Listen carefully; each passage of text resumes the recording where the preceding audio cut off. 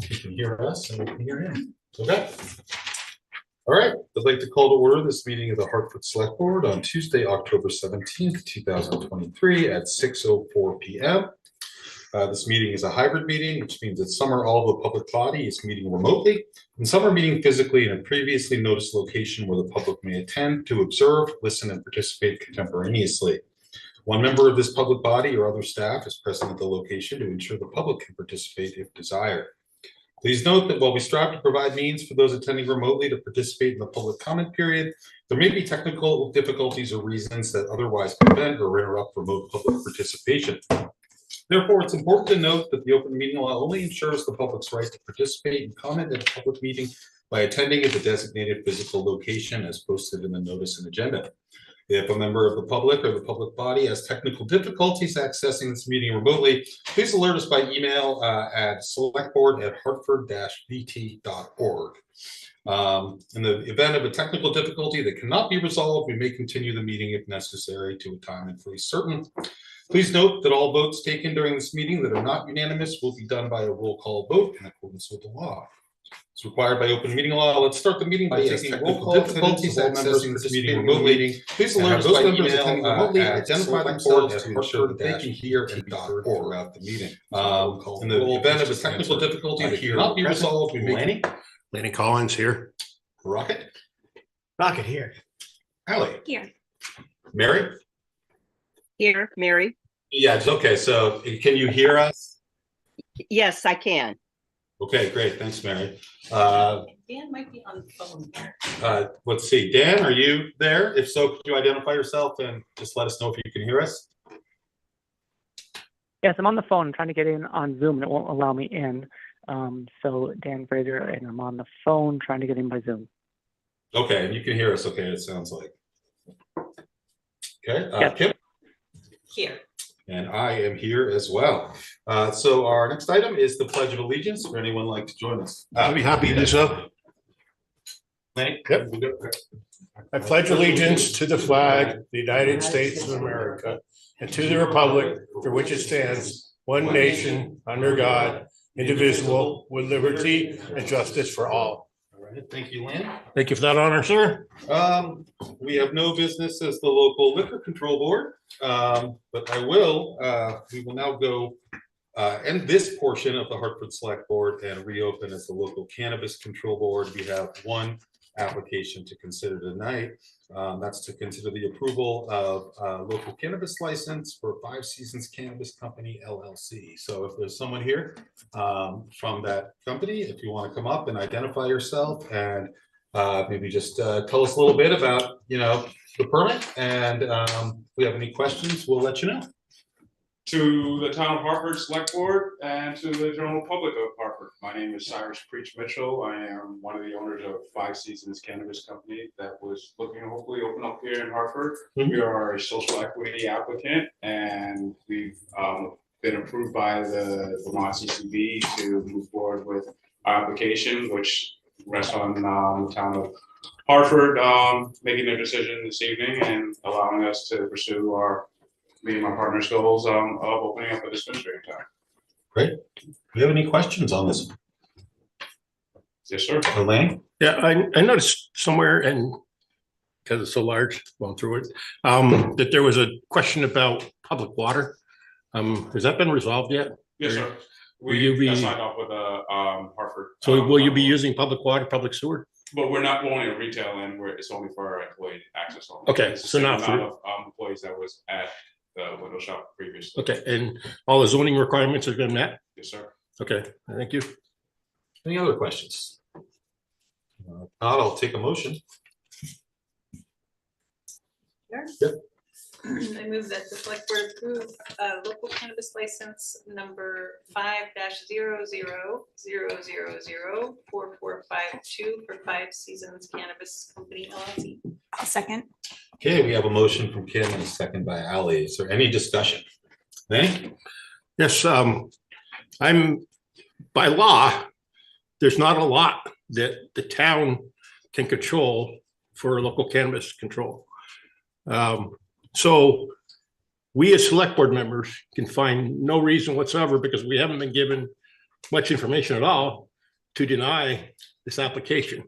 With that said, one of the things that I stated when the town voted for cannabis was that we wouldn't have much control over this. So I'm going to vote yes for this license based on the fact that we're not given much control on a local level to make any decisions or to even know where this facility is going to be located.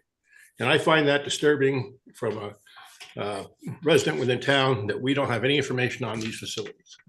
But again, I'm forced to vote yes because there's nothing in here that allows me any point for denial. Yeah, and just to be clear that if I'm taking your comment correctly, Lanny, that's just a reflection on the process and not on you as the applicant. So I just wanted to make that. Correct. That's what I understand. Correct. Yeah. It's just that I feel we're in the dark. And it's nothing against you or your partners. I just believe the state has taken all control over cannabis away from the communities. We'll make sure that we uphold the value of the community as well. I appreciate that, sir. Right, you have anything? I think the state has done a really thoughtful job of setting up cannabis. I think it's great to have any small business in town, so I welcome you guys and I wish you luck. Thank you so much. Okay, any other discussions, comment? If you have a comment, otherwise we'll go to a vote. All right, so we have a motion and a second. Looks like we're done with discussion. I have a feeling it'll be unanimous, so we will just say a yay or nay. So all those in favor say aye. Aye. Opposed? Aye. An aye from Dan. Mary? Aye. Okay, so it is unanimous. Thank you very much for coming in. Thank you. Appreciate it. so much. Thank you. All right, well, yeah, good to see you guys. Good luck with your business. So we will close this portion of the local cannabis control board and reopen as the Hartford Select Board.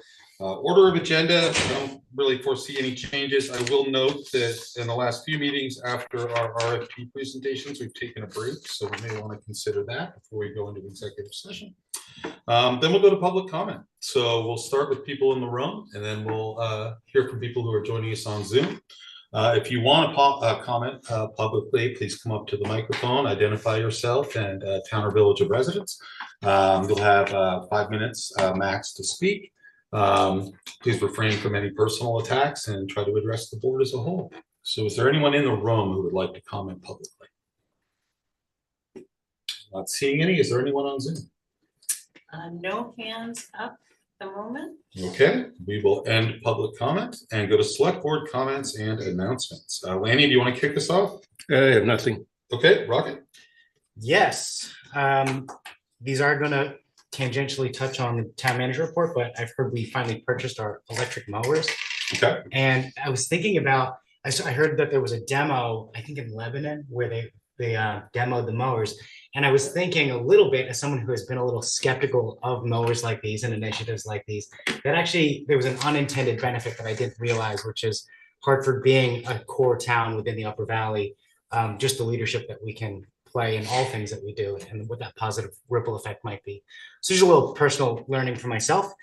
I hear that it is time for Michael Tidwell, firefighter and paramedic, to retire after 16 years of service. And that Lieutenant Christian Henault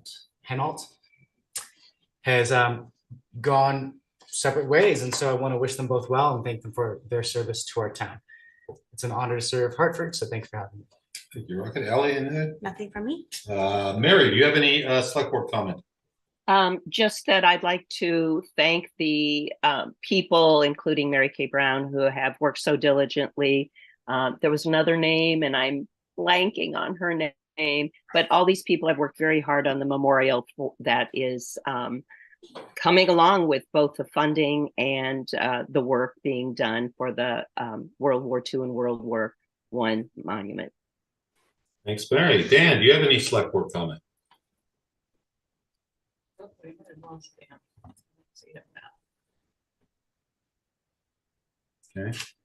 Well, we may have lost Dan. So it's possible that Dan may. He may pop back on. We'll see. Kim, do you have any select board comment? Oh, wait, he looks like he's back. Okay. Dan? Make sure you can hear us again. What's that? Make sure you can hear us. Here. Dan, do you have any select board comment? I move it, we move until we can. Yeah. Do we know if he's on or not? I mean, his phone number is back up again, All right, so. well, let's hear from you, Kim. If you have anything, then we'll try Dan again. If not, we'll move ahead. Yeah, I wonder if I could just kind of put a pin in, or like put some things in our parking lot, Mr. Town Manager. That. Which parking lot? Do not the physical parking lot. Oh, I the see. Metaphorical Oh, okay. parking lot of just things that I hope that we've talked about before, several things that have been sort of put in the wait till we get a permanent town manager category. And some may be for the next couple of months, some may not be until next year, like including a policy around our capital improvement plan, which I have some information that I shared from a capital planning forum that we did up in Barrie a couple months ago that I'd like to share. Also that it's our goal, I think there's consensus that there's a goal to establish just an annual select board calendar cycle that might incorporate things along the lines of the town manager evaluation process, certainly the budget process, and with elections, but also potentially like regularly scheduled presentations from the different committees. I have a draft of that as well that I'd love to share. I hope that we will, on a not too distant agenda, discuss whether it's public information officer or some kind of communications strategy that we might hope to implement. I know it's a big list. And then another is the work that's been requested and the board has approved that we would like to have work on some policies in terms of how policies are stored, how they're accessible, that kind of thing. And then I think we also have discussed sort of superficially establishing a code of conduct for the board. And then the only other thing that I would hope that we can discuss at some point is that with that cohort that Hartford participated in through VLCT's Welcoming and Engaging Communities project, there was data that was collected through the surveys that town employees and volunteers, committee members, boards did that I would love to share with you, whether it's in a board setting or however that's most appropriate. So I think I'll leave it there for tonight. Very I good. know that's a big list, but I think I just wanted to put some stuff out there on the radar and you know, if anyone has any objections of like, no, we don't want to talk about that, then. I think we ought to bring up the abundant sun information we had as well. Yeah. We've been sitting on that for Yeah, that was on my far too list. long. So. Yeah, for sure. And now Dan has his hand up. It looks like he might be on Zoom. Are you done with public comment, Kim? I Your am. public for now. comment? I could go on, but I'll leave it there. Okay. Dan, do you have any select board comment? Just promoted him to panelist, so it might take a second. Okay. I think he's on the Zoom now instead of just on phone.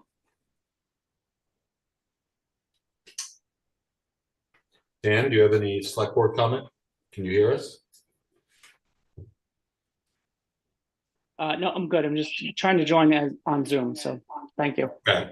All right. Thank you, Dan. I have no select board comments, so we will move to our next item, which is appointment. We'll consider the appointment of Jeff Arnold as the tree warden for the town of Hartford. So Jeff, if you want to come up, identify yourself and tell us about your interest in being the tree warden. Hi, I'm Jeff Arnold from Wilder.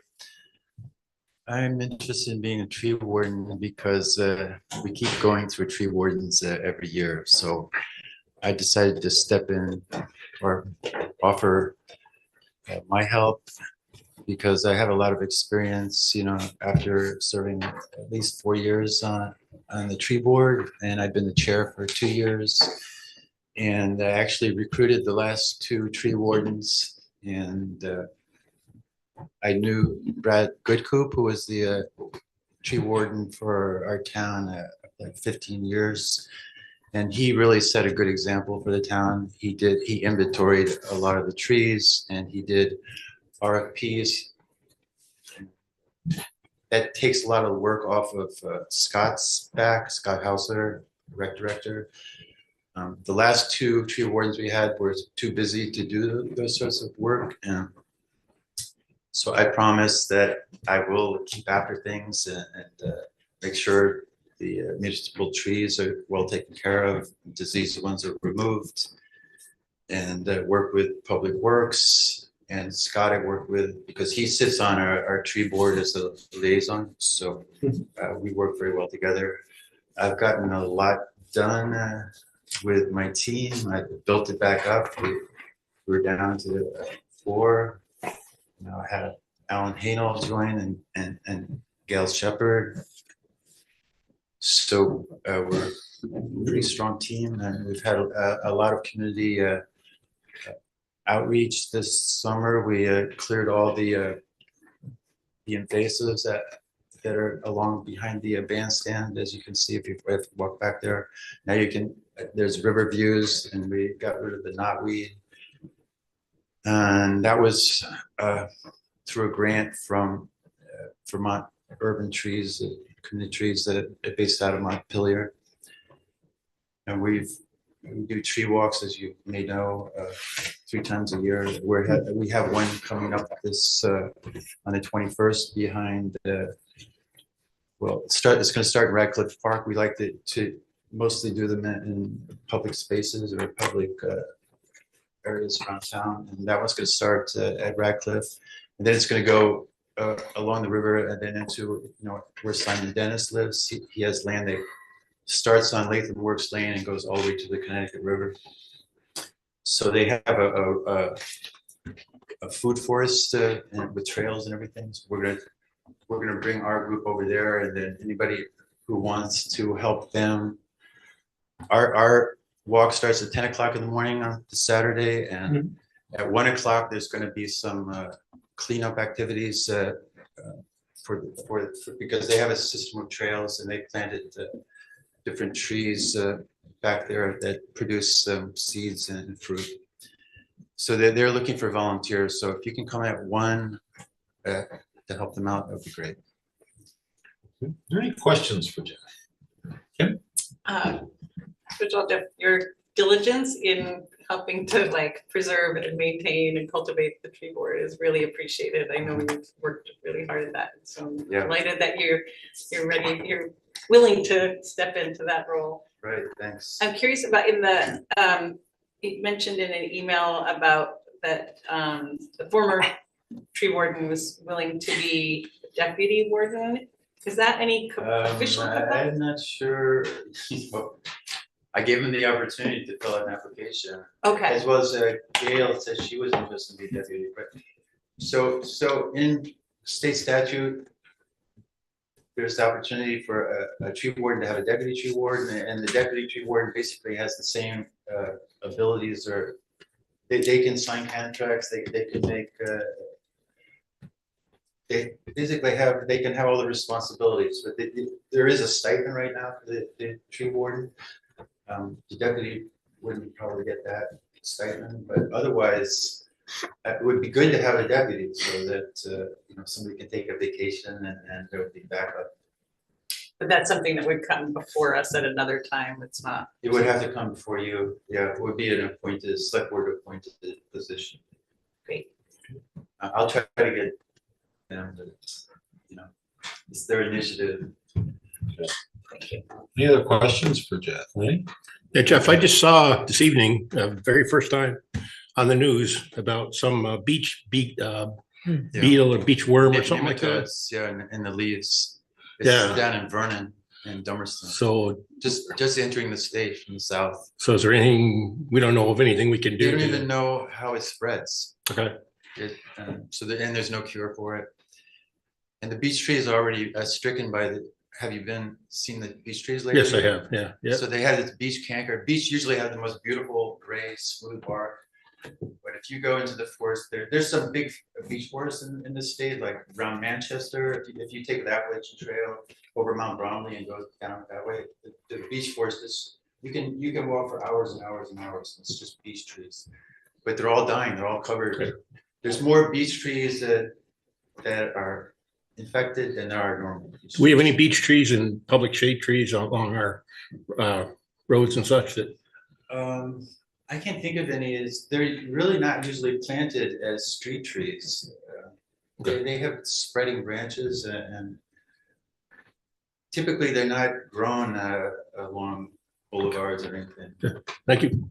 They also sprout multiple trunks that are interconnected, right? But yeah, so if they're diseased, like they're facing the canker disease, the nematode, they not only can produce by seed, but they will send up suckers but the suckers, the young saplings, they die before they become a mature tree because the canker disease is just killing them all. So you're Thank you. It's going to become rare to find a mature beech tree. Thank you, Jeff. Any other questions? I'll make a motion, Okay, I'll take But, a motion. but I'm not sure, before I make the motion, is there a term on this? Or is this no term at all? Okay, so I make a motion to, we nominate, or that we, I'm not sure if a nomination or that we appoint, that we appoint Jeff Arnold as our tree warden for the town of Hartford. I'll second. We have a second. Motion by Lanny, second from Ally. Any discussion? Thank you for stepping up. Thanks. Okay, all those in favor say aye. Aye. Opposed? I forgot Mary Ann Dan. What was that? It was an aye that just came in late, so it was unanimous. Thanks, Jeff. Sound like a moan. All right, thanks. Thanks, Jeff. Much appreciated. All right, so we got the town manager report and significant activity report. John, I'll turn it over to you if you have any announcements for us, and then maybe we'll have some questions from the board. Sounds good. Thank you. First, I'd like to thank the members of the Select Board and the broader community for providing me with a warm welcome here in Hartford through the onboarding being provided by Paula Nolte and Gail Ostrout, who had, of course, done such a great job in their acting roles these past few months without a town manager. By way of brief introduction to the Hartford community, I grew up outside Washington, D.C. in the suburb of Arlington, Virginia. After college and law school in Virginia, I lived and practiced law in Connecticut for 20 years, also serving 2 terms as an elected town councilor in Windsor, Connecticut. I then moved to Vermont, took a job as Pittsford's town manager. I stepped down there in 2022 after 14 years as town manager. Upon being hired to serve as Hartford's town manager, I bought a home locally and am now a proud resident and taxpayer. So I've got skin in the game, as they say. Since beginning work on October 2nd, I've had, of course, many extensive conversations with Paula and Gail. My assistant Lana has also been a very good source of very valuable information about how things operate here in the town office. I have attended 3 weekly stand-up meetings of department heads and the Safety and Wellness Committee meeting. I've also conducted extensive one-on-one meetings with all department heads.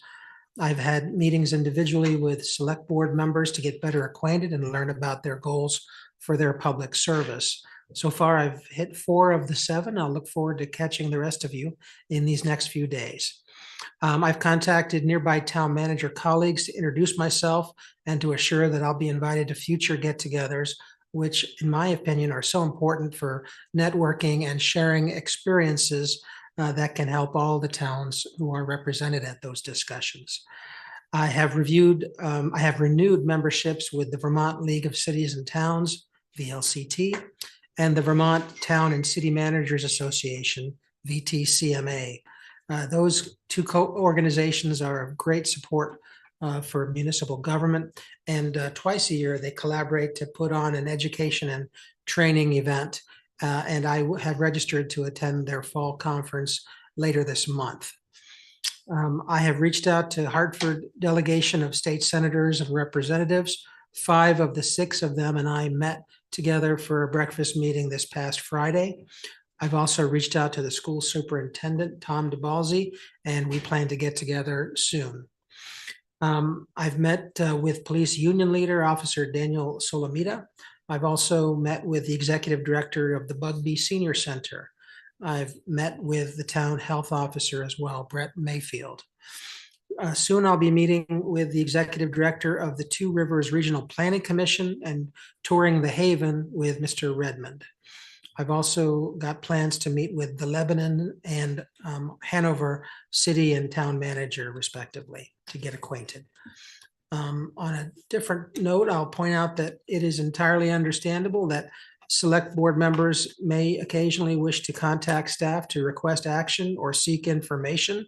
However, I'd respectfully request that going forward, such requests come through the town manager's office. This is in keeping, of course, with state statute that outlines town manager's function and authority, and also by your own select board rules of procedure. Once I receive any such request, I'll be happy usually to pass it on to the appropriate staffer for a response. However, if I deem a specific request to be overly burdensome or controversial, I may defer action and seek guidance from the full select board as to how and whether they want me to respond.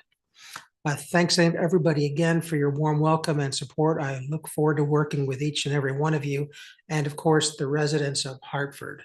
Now I'll just transition to a couple of business items. Sure. The town of Lebanon has, of course, just recently advertised a $30,000 signing bonus for police officers. This is tough for other towns in the Upper Valley to compete with or to counterbalance in some way. While the town of Hartford has its own signing bonus plan, Lebanon's action will make a very competitive field even more so. As some of you may know, the town manager's assistant, Lana, will be away on medical leave for 5 weeks beginning Monday, December 4th, I believe. And although she has stated she may be able to perform some of her functions from home during that convalescent period. Unfortunately, the town manager's executive assistant and HR director, Paula Nolte, will soon have to embark on a 3-month medical leave due to complications from her knee replacement surgery. Her departure could come at any day now. This week, Finance Director Gail Ostroud and I are meeting with department heads to discuss their budget proposals.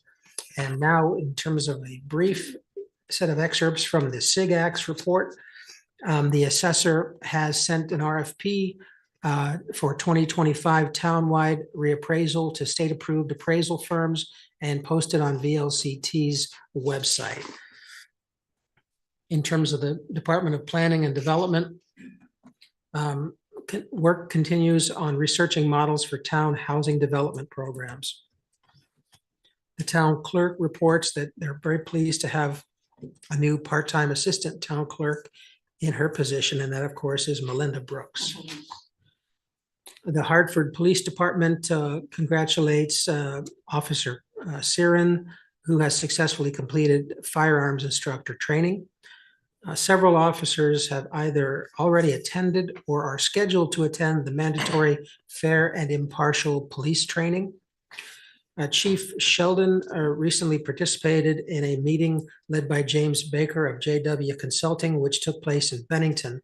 The meeting brought together numerous police chiefs, social service providers, mental health professionals, EMS personnel, and data crime analysts. The primary objective of this gathering was to further the discussion on collaborative efforts between law enforcement and the community, as well as the utilization of data to decrease crime in local communities. In Parks and Rec, I guess most important headline is that WABA is open for season as of today. They had a little glitch at first with a leak in their system, but that was resolved, and they're making ice or have completed making ice at that facility. As Rocket touched on earlier, the town would like to thank for their service firefighter paramedic Mike Tidwell for 16 years on his retirement, and wish the very best for Christian Hanault on his end of service. The department is currently advertising to fill vacant positions. And in terms of the finance department, the auditors are now in the building, and they've made it clear that they'd like to speak to one or more selectmen at your first opportunity, or if you have an opportunity. Thank you very much. Any questions for John? Yep. Do you know when the proposals are due for the assessors? I don't. I can find that out. I'm Yep. just curious. Lanny? John, is that meeting with the assessors something they want us to appointment with or a pop-in thing, or how's The that day, work? you mean the auditors? I The don't- auditors, I'm sorry, yeah, the Yeah, auditors. I don't even believe they need to list to speak with all of you. It's just if there's one or more select board members who are willing, they'd be happy to talk with you and find out if you have any issues of concern or that kind of thing. Yeah. I think you're doing a good job. I don't know why we need to speak with them, so I mean, do you want me to say that to them in person, or? Of course. You know, I'd be How much happy do I owe to. you? Happy to say that, so. Thank you for the offer. Rocket? Thank you for the great succinct report, John. I just want to compliment both public safety departments on the table. Looks so great. It's so helpful to be able to see that. And I also wanted to welcome Melinda Brooks aboard. I must have missed that in my first read, so I did not mean to leave her out in my welcome or mention of staff. So thank you. Melinda made a peach cobbler for the Or civil for the authority. board last of night. civil authority in Wow. our abatements With last ice night. cream. So yeah, she's a great addition Sure. here. Anything else on the town manager report? Okay, well, thank you, John. Sure. All right, so our next two items are our final two community safety RFP presentations. We're going to hear from Centers for Government and from the Vermont Partnership.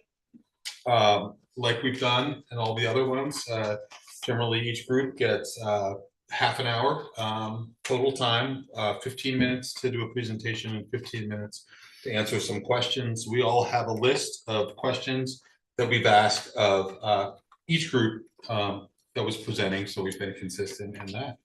And so the first up is Centers for Government, and I believe they are appearing on Zoom. And that would be Erica Rosenberg and others.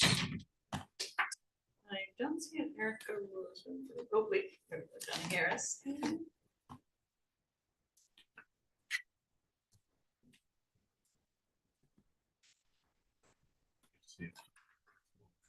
Time as well.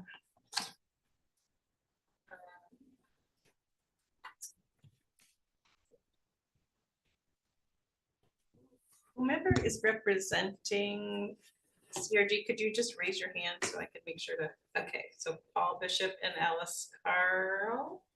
And Donna Harris should be here, as well as I believe Erica is going to be able to join us. Erica Rosenberg. There she is. I'm here. Great. So the way we've been doing this is about 15 minutes for your presentation and then 15 minutes for follow-up Q&A. And we'll start, whenever we'll pass it to you. You've got the floor. So whenever you'd like to start, please do so. Your timekeeping, right? Yes. Wonderful. Well, thank you so much for having us to talk a little bit about CGR and our proposal tonight. We're really pleased to be here. I'm just going to kick us off. I'm Erica Rosenberg. I'm the president and CEO of the Center for Governmental Research. And we are a nonprofit, community-based consulting organization that has been around for over 100 years. Founded here in Rochester, New York, but we work across the Northeast and actually throughout the country. We have projects really in all regions of the country. You can see on the slide there, we have a mission to really enable positive community change. We do that through our data analysis, through our community engagement, some of the things that you are looking for in this exact RFP. So we do feel we'd be an excellent match for you. And we have a set of core values. We came up with these in our last strategic planning process and really reflect sort of our organization and what we think is important in the work that we carry out, both externally and how we work with each other as a team. So a big part of that was elevating equity and inclusion as key principles that we really try to weave throughout everything that we do. So we do have a strong background in working with local governments. That was really what we were founded to do in 1915, was to improve the operation of local governments through research, through benchmarking, through understanding how things are done in other places and spreading those best practices. We've done a variety of projects centered around public safety, and we really hold community engagement as a core value that's reflected in collaboration. So we don't come into communities as experts who are going to tell you what to do. We really come into communities as people with some expertise and experience who are going to kind of join hands with you, get input from your community, and help inform the decisions that you make. So I think I'll just turn it over to our team now to introduce themselves and to talk about their experience and how we would approach the project. Good evening. I'm Paul Bishop. I am a principal with CGR and I lead our local government practice. I've been with CGR for the last 11 years. And I've been leading our local government projects for the last 5 of those. Been working with communities across New York State, across the Northeast, as far from stretching from Maine to Wisconsin, and one stray project that we had down in Arkansas. And really, it's an opportunity to learn all the different ways that communities choose to provide service to their residents, and we work with them to help them solve whatever the challenges that they're facing, whether it's a budgetary issue, whether it's trying to adopt a new service, or trying to fix something that hasn't been working as well today as it has been in the past. In particular, we've been seeing a lot of projects lately related to public safety, and emergency medical services has been a focus of many of those, although it's the full range from law enforcement and dealing with issues of diversity and equity and appropriate policing practices, the fire service adjusting to perhaps the loss of volunteers and meeting the needs of the community as things are adjusting in their areas. Related to public safety, it's a particular passion of mine. I've been a paramedic for 28 years. I continue to practice as a paramedic in my hometown here.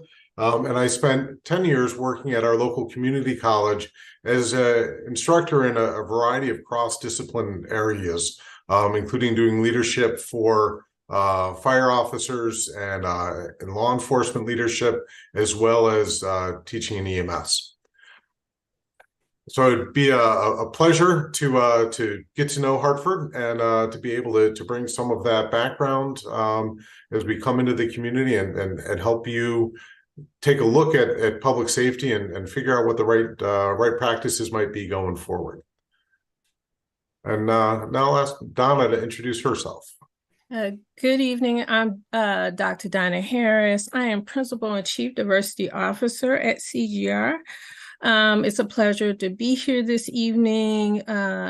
Regarding this engagement, I think that my broad research background with mixed method research, whether it's interviews, focus groups, surveys, I can draw on my expertise to tailor our instruments to align with your needs.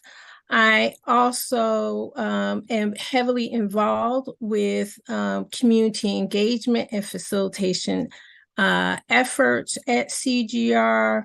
I draw on my vast expertise in leading projects that really align and are focused on meeting the needs of individual communities.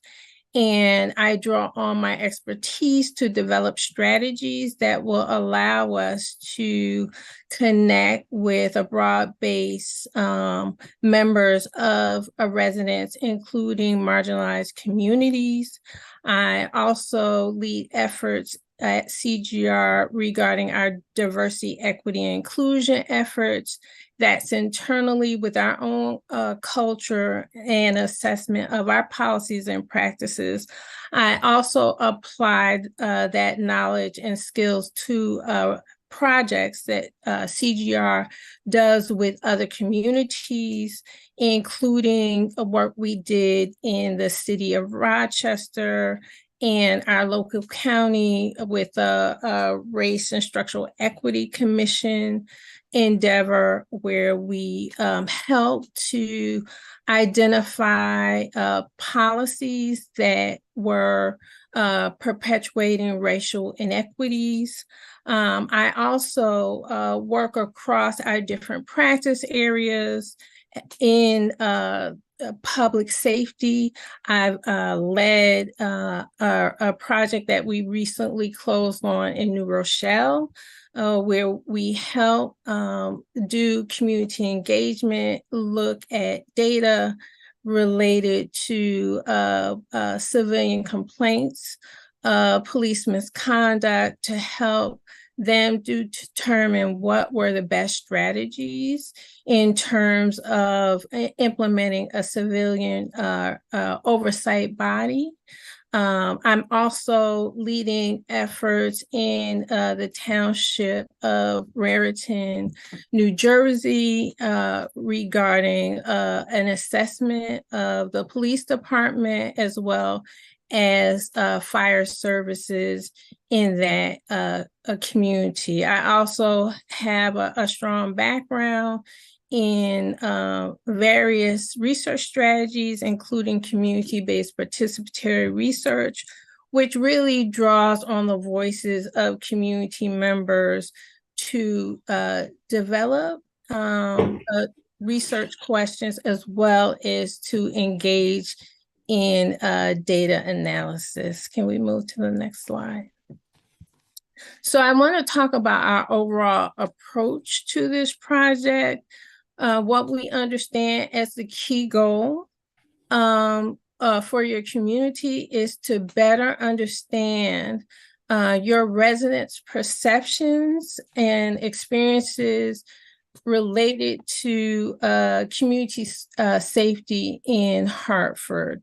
And so with that assessment, we would engage residents as well as community stakeholders, including leaders within public safety and leaders within the town government, to understand what are your strengths, what are some gaps and needs that need to be met within the town, and to understand whether the resources you have in the community are being effectively and efficiently and equitably distributed within the community. So in any project that CGR takes on, we have a 4-component strategy. We start with the kickoff meeting that we would meet with you and key members of your organization to really solidify the project goals, to understand who we need to talk to, and also who would be the point people for the project that would be the liaison throughout the project. We would identify who in the community we would target, and we will also identify the key data we would need from the community. With our community engagement, and my colleague Alice Carl will go deeper into describing our strategy, but our basic strategy would include a community survey, focus groups with community members, and some key informant interviews with leadership within the town. Our analysis would integrate all the data that we collect in order to develop an initial draft report that then the project leaders that you identify would review. We would take that information and provide a final report that would provide key recommendations to move forward on.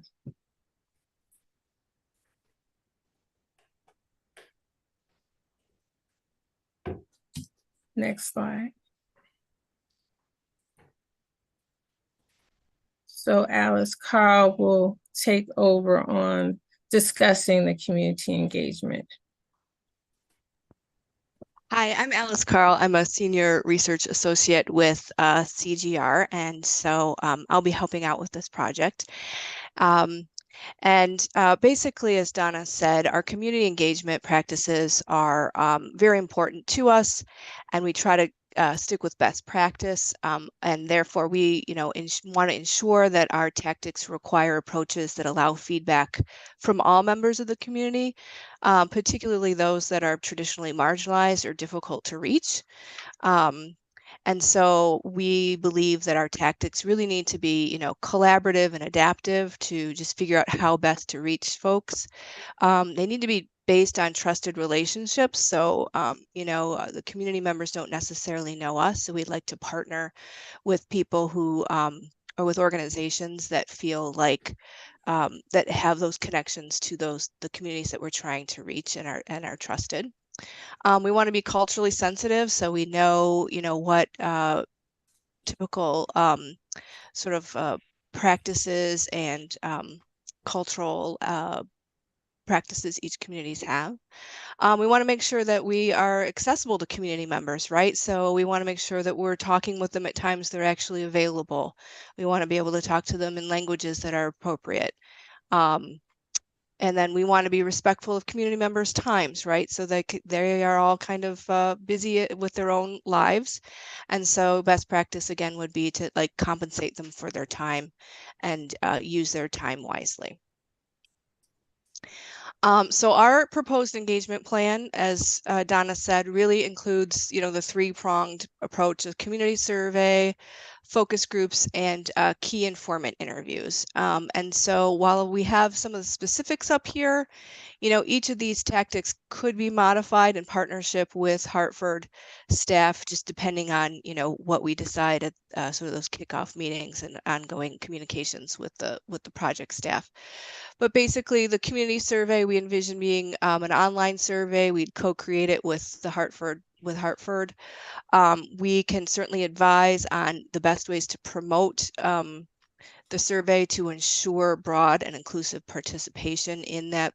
In that survey, we would utilize all of the town communication tools, of course, but we could also deal with flyers. We could put things in community-based organizations. We could ask community-based organizations to work with their clients to fill out surveys, things like that. Focus group, what we were proposing is to do about 3 focus groups with 10 people each, and these would be targeted specifically to folks that are difficult to reach or traditionally marginalized populations. And we would work with Hartford to help understand who those might be and tactics for reaching them. We would be envisioning doing 2 on-site focus groups and 1 virtual, but certainly flexible about that.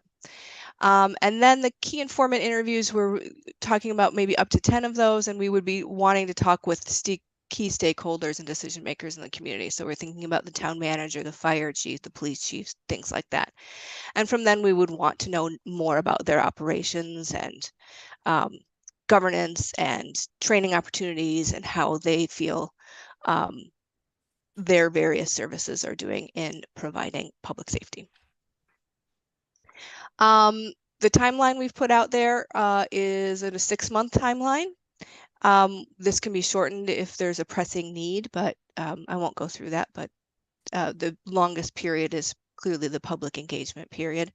We've also built in time to share an initial report with town representatives and do so that you can take a look and provide feedback before a final report and presentation. And then the deliverables really include the written report with a summary of methodology and community members that we have engaged. We'll provide an analysis of findings with overarching themes with deliberate attention to those who are at risk or marginalized. And we can do that both quantitatively with sort of just how many people talk about these themes, but also quantitatively and providing some quotes to give it more texture. And then we'll also provide some recommendations for improvement, including a plan for continuous engagement and an executive summary. And then we can also come out in person and do a presentation of the findings. And I'll kick it back to Paul, who will do a few high-level sort of reference projects. I don't know where we are on time. You're just a little over 15, so Okay. it's okay to Quick. continue. If you can, I don't know, maybe go through it quickly and hit the. Right, yep. Alice, why don't you take 15 seconds and do Newton, and then I'll do the rest. Okay, so I'm jumping to the third one down. It's the City of Newton Community Needs Assessment. This is one that I led up. This was in Massachusetts, and this was part of their ARPA planning, the ARPA funds. They were slated to get, I forget how much, but wanted community input into what those needs were and how those funds should be spent. Again, particularly with a very heavy focus on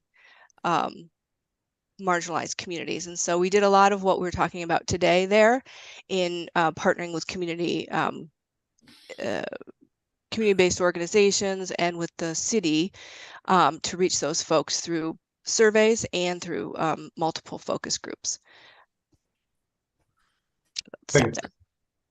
So the 7 projects we have up on the screen as reference projects really serve to show the breadth of our experience in interacting with communities, helping them identify and work to solve the challenges that they're facing. Almost all of these, actually, I believe all of these touched on public safety in one way or another, whether it was trying to bring together 6 fire departments, which is what we were doing in the town of Marbletown, or whether it was a county-wide assessment of how law enforcement was operating and what could be done to share services and provide more equitable services. And that's what we did in Tompkins County, which, if you're not familiar with the name, it's the home of Ithaca, Cornell University. Essex County, New York, we developed an EMS strategic plan for them. And that was one of our first opportunities where we came in and helped the community from the ground up start a new EMS system to be able to supplant the one that was struggling with the lack of volunteers. And Essex County, if you're not familiar, that's the home of Lake Placid, and it's a very rural upstate New York community. And then the master plan for Avon in Connecticut was an analysis of a volunteer fire company that was serving the growing town and helping them meet their capital needs, but also look at whether they were going to need to transition to career staffing in the near future. And Donna mentioned briefly the Raise Commission, which was a project that took really our whole staff to assist Monroe County and the city of Rochester to identify and address some of the structural racism and inequities in the way government operated in our community. And that was a quick project for us as well, where we had to do a lot of work in about 90 days. And I think I touched on all 7 of those. So we can pause our conversation and open up the screen. Yep, we have a number of questions to ask that we've asked of all the presenters.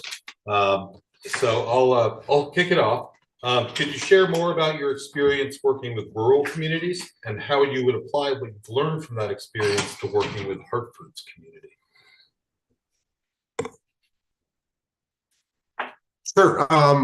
As I was mentioning in some of those examples, we have worked with a wide variety of rural communities. And in fact, I'm about to go present tomorrow morning to one of the more rural counties in New York State. Allegheny County has as many unpaved roads as they do paved roads.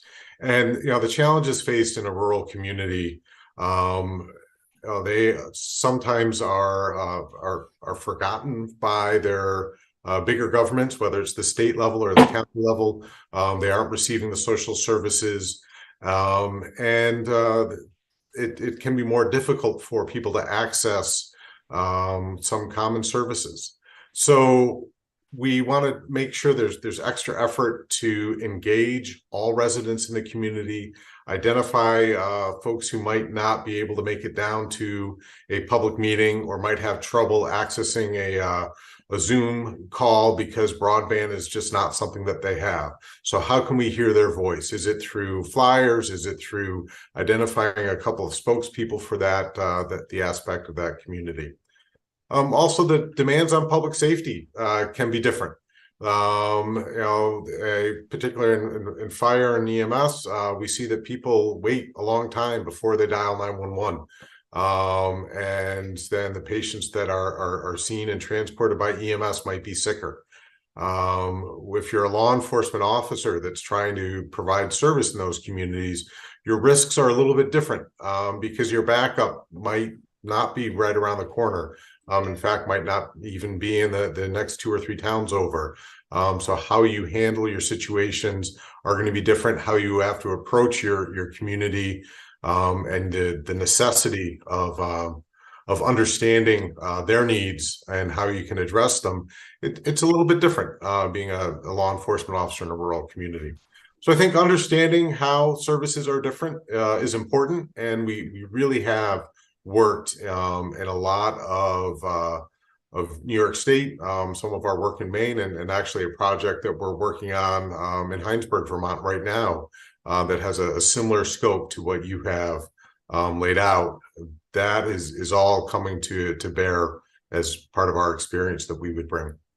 Great. Next question, anyone?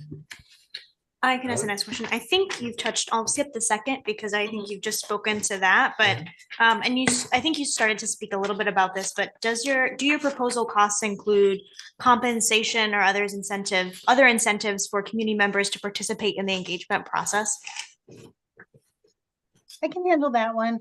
Our proposal did not include those costs because we were trying to stay within what we understood to be the budget requirements or the expected budget for the project. So we do think that those incentives for participation should be provided to the people that take part in the study, but we would need the town to take care of those items. I can say generally in our projects, when we have included it in our budgets, it's been a couple of $1,000s. So obviously that can be adjusted upward depending on what kind of a strategy you want to use, but they are not part of our proposed budget. Good, thank you. Can I add to the second question around what I understood outreach to members of the marginalized community?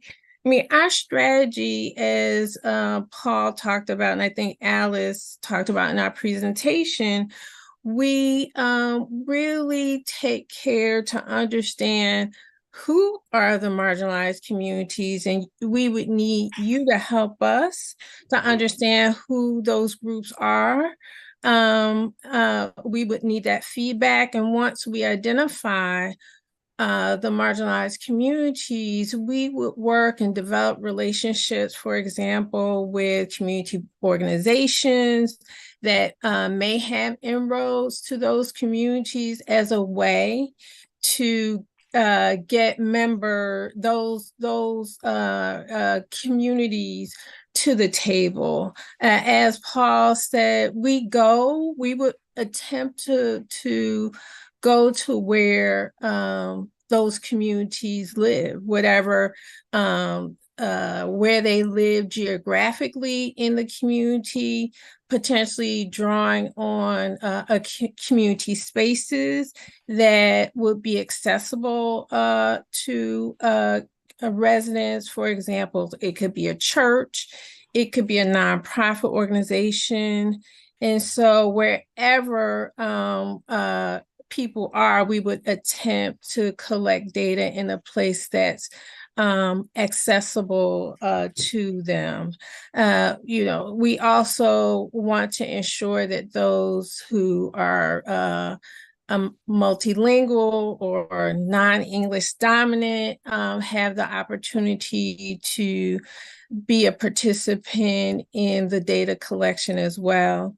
And so when we develop surveys, we develop them in languages other than English. So that's having also hosting bilingual focus groups is another strategy that we take to ensure that a broad spectrum of the community and those who are most marginalized are at the table. Great. Got about 4 minutes left, so we hit. Just stick to the last one. Yeah, probably. Yep. So our final question will be, how will you handle situations in which respondents are not comfortable answering personal questions? So I'll take that. So our strategy going into any individual interview or a focus group interview is to just lay some ground rules, have people understand what the purpose of our study, to also indicate that their comments will be anonymous, that we will not be reporting out any information directly about them, that we collectively take information and report on themes. So that's one way we try to level set. And we also indicate to any participant that they are not required to answer any question that they feel uncomfortable. We attempt to set an environment where people feel comfortable enough to share, but people are not required to disclose any information that they don't want to provide to us. We also, in conversations, recognize there might be dynamics where people might not feel comfortable, and we also share our contact information and inform participants that they can contact us directly if they would want to follow up on any issue. Thank you. Okay, thank you. We've got about 2 minutes left in the allotted time, so if you have any parting words for us, feel free to tell us anything you haven't covered or you'd like us to know. I mean, I think I would just say thank you for the time, giving us a chance to talk to you more about our experience and what we have proposed. I know you've got other consultants that you are talking with, and that we are, not one that's located right there in your community, but I do think there is a value that we bring, having worked across communities in a number of different states. That local government experience that I mentioned at the very beginning, local government is really at the heart of what CGR was founded to do, and to bring those best practices, from the various places that we've worked, I think, is something that kind of distinguishes us. And we would love to work with you all. Well, thank you very much. We appreciate you coming here tonight and putting on the presentation. It was very informative. I think we'll just we'll be in touch. Thank you. Bye-bye. Thank you. Take care. Bye-bye. Okay. So we've heard from CGR, and our next presentation is the Vermont Partnership for Fairness and Diversity. And so we have a representative here from the Vermont Partnership. Same sort of idea, 15 minutes if possible for the presentation, and 15 for Q&A. And we'll kick it off whenever you're ready. Whoops. There's a cord there. You can Oh, join there's a right here hole. if you'd like. Okay. I don't like. Yes, exactly. Me neither.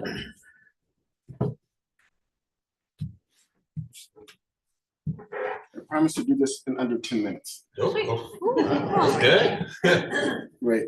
So if we were at a community meeting, I would ask you 2 questions right out of the box.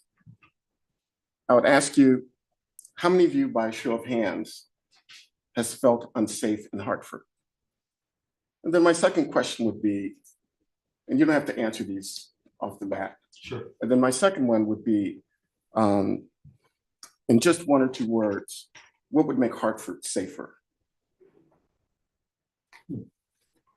For the record, I'm Curtis Reed Jr., President and CEO of CRJ Consulting Group L3C, better known as Vermont Partnership for Fairness and Diversity. I've been a resident of Vermont since 1979. It's good to be back in Hartford, where 3 years ago, we prepared and you adopted the Town and School District of Hartford Equity and Inclusion Strategic Plan. Now try to say that 3 times in rapid succession. This complement to our technical proposal, which is written. Our time this evening, you will learn about our Vermont-based experience, our team and cost proposal, before I delve into the thinking that informed our decision to submit a proposal. Since 1995, we've been awarded and independently managed over 130 grants and contracts, including contracts statewide and in more than 30 Vermont towns.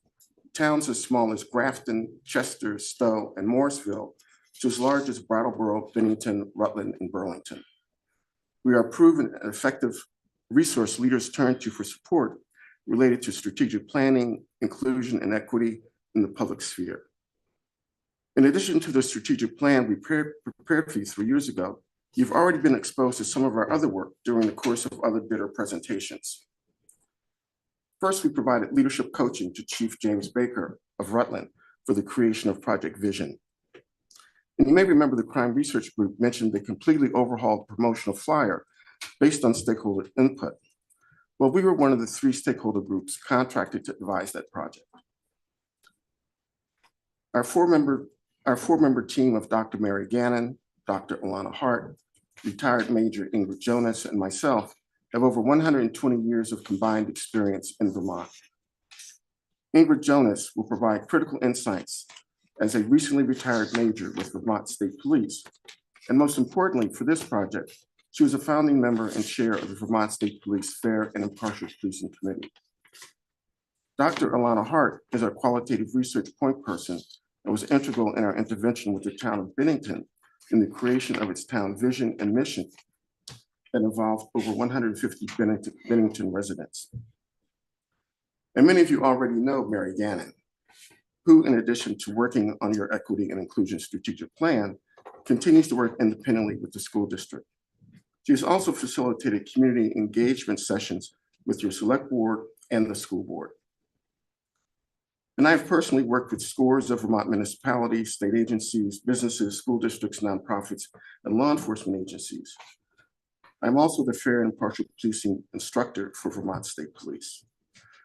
For over 40 years, I've worked at the intersection of inclusion and equity and economic development, both in Vermont and overseas. Our fixed fee for an 18-month, 320-hour project is $80,000. Our blended hourly consultant rate is $250 per hour and includes consultant fees and associated project costs outlined in our written proposals. Members of our proposed rapid research team will be paid $30 an hour. The project length of 18 months is based on our experience with other partner clients and allows for the flexibility of funding through two budget cycles. Now, a bit about our thought process. Our reputation has been built on clients' work changing institutional policies and practices to respond more effectively to our changing cultural landscape and economic opportunities in the broader multicultural marketplace. A safe community lays the groundwork for economic growth and prosperity. And I can give you more specific examples of this with Vermont State Police and the Vermont African American Heritage Trail if you are interested. Typically, we ask ourselves after reading an RFP, who's the client and who's the beneficiary? Are they one and the same or separate and distinct? Does the issuer make clear the distinctions? We were encouraged by the fact that community members were clearly intended to be the beneficiaries of your RFP and not some glossy report to be filed away. Our work is therefore guided more so by, 1, creating conditions where disparate points of view can be heard and distilled into action. And 2, creating a baseline of community wisdom as evidenced by our proposed rapid research team to research, among other topics, public safety assessments conducted in other rural areas across the country. At the resident level, our work is not exclusively an information mining operation, but rather an exercise in cultivating agency amongst residents to act in their own collective best interests. Our client partners have undertaken a minimum decades-long journey to shift the culture within their jurisdictions or agencies. As we survey Vermont towns, we believe Hartford has sufficient assets in the form of individuals and groups willing to leverage their social, political, and financial capital, as well as the collective wisdom to carry this work forward for years, if not decades to come. We ask all our partners to suppress their socialization for instant gratification. For this project, we will renew relationships with as many of the 23 organizations and 80 residents who participated in the Inclusion and Equity Strategic Plan, as well as other residents with particular interest in mental health, public safety, economic development, and public health. We will search multiple databases of global majority or BIPOC-owned businesses for those in the Hartford area. These databases include one managed by ourselves and another from the Vermont Professionals of Color Network. We will invite constituent members from H. Corey and global majority-led organizations such as Safe Spaces, Soul Food Sundays, the Upper Valley BIPOC Business Network, and JAG Productions, among others, into the process. We will reach high poverty white residents through churches and organizations that provide charitable aid to the under-resourced and unhoused. Our process pierces the middle-class veneer that all is okay, when in fact they themselves may also feel vulnerable. Our work presupposes tension among stakeholders for which all parties must acknowledge the presence of active and passive resistance to change. We employ focus groups, guided interviews, surveys, document research, among other tools, to foster cultural curiosity as the foundation for community wisdom. Ultimately, stakeholders must drive the anticipated change in their respective jurisdictions and spheres of influence. Our work is most effective when owners and governing boards have given unanimous consent for our presence. Our experience has been that dissenting votes, even one, lays fertile ground for sabotage. We start with a blank slate and ask residents what it is they need or want to know about public safety. What would safer public spaces feel or look like? Or what does it take to establish trust with or empathy for others? Participation is voluntary. We believe residents have the right to decline answering questions. We will, however, reserve the right to probe to find out why and adjust our approach if necessary. In a previous life, I lived on Rue Zarqoun in the Medina of Tunis, the capital of Tunisia.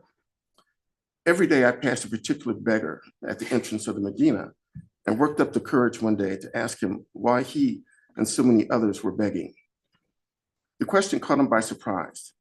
He thought I was Tunisian and a Muslim because of my Black skin, my attire, and the fact that I spoke to him in flawless Tunisian Arabic. When I explained to him that I was just a curious American, he told me that he was not begging, but giving an opportunity for Muslims to fulfill one of the 5 pillars of Islam. And that pillar was giving to the poor. It was a paradigm shifting moment for me. As my great-grandmother Massima would say, it is what it is, but it ain't what it seems. We fully expect to find paradigm shifting moments as we conduct Hartford safety assessment. Finally, as I began with a question, let me end with one. But this one you need not answer immediately. How do you envision the work you begin here today? How do you envision this work you begin here today with this RFP to continue and flourish after the next 3 generations of select boards? I hope I'd answer your 5 prepared questions in order to give us time to compare and contrast impacts from our interventions in other Vermont communities relative to this proposal. Thank you for your time, and I hope that was under 8 minutes. 9 minutes, 50 seconds. Pretty good though. Under 10, I think. Which you promised. So, we want I mean, I think to do the questions. most of the questions were answered. Yeah, I answered the questions because I think it's more important to spend time really talking about the sort of philosophical underpinnings of why we chose to respond to this RFP. And I think that would be wonderful, just so you know, Curtis, like it's sort of important that we don't ask you questions that we haven't asked to other, so we would love to hear from you some more, I think. There's time, you have. But we, like, as much as I really love to just engage in a dialogue, Okay. I think it's important for us to refrain from that part, if that makes sense. Resist the temptation. Yeah. I will go with that. So to give you sort of a broader context, we are in year 21 of a 40-year initiative called Vermont Vision for a Multicultural Future. We looked back 21 years ago and projected out 40 years, what the demographic profile of the state would be. There are fewer white people. We're the oldest state in the nation. We're the lowest birth rate. And our economic growth and prosperity is dependent upon our ability to attract, provide goods and services beyond the expectations of members of the global majority of consumers. We talked about delayed gratification. It took 20 years. We worked for 20 years to change the mascot in Brattleboro from Colonel Red. It took about 4 years. And we were the adult consulting group working with a group of students. So it took about 4 years to retire the image of the Colonel, and then another 16 years to get the name changed from the Colonels to the Bears. It took 10 years. We proposed to Burlington 10 years ago that non-citizen residents should have the right to vote in Burlington. This past March, voters approved a charter change that would allow resident non-citizens, the right to vote in local elections. And in Brattleboro, we've embarked on a long-term project called the Community Marketing Initiative, where the last couple of years we've invited travel writers and influencers from the global majority to come to Brattleboro, experience us for a weekend, and for them to write articles. And I think there've been like 40 some odd articles that have reached some 30 million folks around the United States. And again, it's not an immediate change, but we know that 10 years from now, as this information begins to seep into the lifeblood of the marketplace, we're going to see an uptick. I said that we work at the intersection of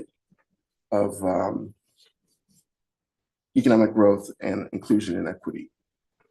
So our statewide view is, given that what the demographics of the state is, we created with the Department of Tourism, the Vermont African American Heritage Trail, as a shot across the bow to the marketplace that, hey, come to Vermont. There's a reason for you to come to Vermont. There's an incredible amount of Black history here that has gone untold for decades, if not centuries. And the department, we work with the Department of Tourism. It's a full-blown campaign, talking to churches, travel agents, Black travel agents, to come. And sometimes it is, you need nothing more than an invitation to invite someone to come to the state. That's how I ended up here. When we created the trail that increased tourism, we thought about who is the only public official any tourist is apt to meet in Vermont. And that's someone in law enforcement. That's a state police trooper that will, if you're driving down the highway and you get caught by a trooper, we wanted to make sure that the message that troopers were communicating to the motorist was one of public safety and not hardcore enforcement. So we changed the Vermont State Police traffic stop protocol. Any state trooper, if you get stopped by a state trooper in the state of Vermont, they will ask you, they will introduce themselves, one, they'll tell you exactly why they pulled you over. Then they'll ask the critical question, is there a reason for that? Because that question doesn't rob the motorist of their dignity. Now, state police has been doing this for about a decade now. We've not yet been able to get local PDs and sheriff's departments to follow the leadership of state police. So there's an uneven, there'll be an uneven experience depending on if you get stopped by a state trooper versus that of a sheriff's department or a local PD.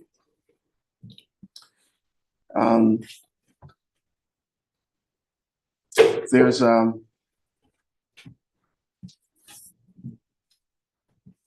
about 3 years ago, maybe, there was a Black gentleman flew into Burlington, picked up his rental car, and headed to Montpelier. And he had a phone call, received a phone call that required him to respond with a text. Well, he pulled over on the side of the road, and began texting. And then, a few minutes later, he looks in his rearview mirror, and there's a cruiser with a state trooper in it. He watches the state trooper get out of the cruiser, walk up to his car. He rolled the window down, and the state trooper said, "Is everything okay?" And the guy was like dumbfounded. And the trooper, sort of caught the expression on his face and said, "Is everything okay?" And he kind of caught himself and said, "Yeah, everything is fine. I saw the sign, no handheld devices while driving." And the trooper asked him once again, "Are you okay?" He said, "Yeah, I'm good." The trooper turned around, got in the cruiser, and left. When this gentleman made it to his destination in Montpelier, he could not stop talking about having an encounter with law enforcement where he was not assumed to have been a criminal. Now, we don't know to what extent this figured into his decision, but he was the executive director of the National League of Cities and Towns. And he decided that their annual conference would be held in Burlington, be held in Vermont, which brought in, $1.5, $1.6 million in unanticipated revenue to the Burlington area. There are other examples like that I can cite. You talked a little bit about, sort of changing our approach. 15 years ago, we would never have thought about providing childcare or refreshments at a community meeting. Those are now routine, simply by virtue of the fact that, our post-evaluations, that we would have far more people present if we had refreshments, if we changed the time of the meeting, changed the locale. When we did the strategic plan for Hartford, we were at the library, we were at the Episcopal Church, we were at the Senior Center, we were at the Coolidge Hotel. We were all over the map because that's where folks wanted to meet us. And so we met them there. So we have, like I said, the prospect of Hartford being in the pantheon of Vermont towns that are working over the long haul to create economic opportunities for themselves through public safety. We'd be glad to work with you.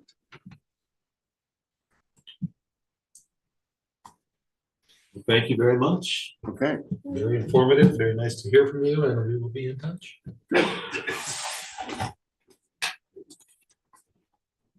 Okay, we're going to take a break before we go into executive session. So let's say maybe 7:35, we're back here, and then we'll continue with our agenda.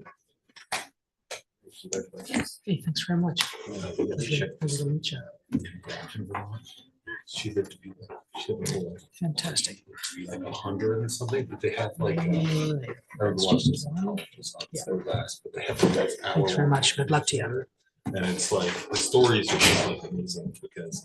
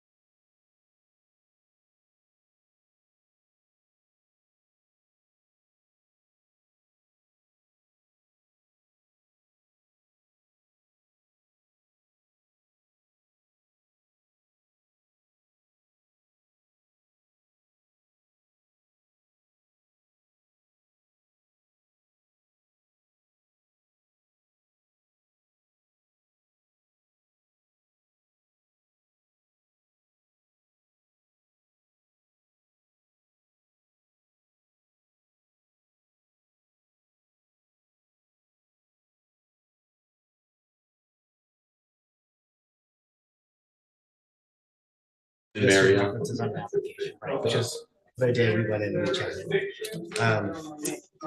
We had a really nice chat meeting. all right, well, we're back from break. Our next item is motion to go into executive session. So we have to do, Rocket, you ready? We have to do 2 motions here. Ally? Mr. Chair, I move to find that premature general public knowledge of a union grievance by IBEW Local 300 will clearly place the town at a substantial disadvantage by disclosing preliminary communications. Okay, do I have a second? Second. For the second from Rocket, any discussion? All those in favor say aye. Aye. Sure we got Dan and Mary. Okay. Yep, great. All right, and then we have a second motion. All right, Mr. Chair, I move that we enter into executive session and also invite Brian Monahan, Jeffrey Wimbett, and Town Manager John Haverstock into executive session to discuss and then to deliberate a union grievance by IBEW Local 300 under the provisions of 1 VSA 313 A1D. Do I have a second? Second. We have a second from Rocket. Any discussion on this one? Okay, all those in favor say aye. Aye. Opposed? All right, so we'll be in executive session.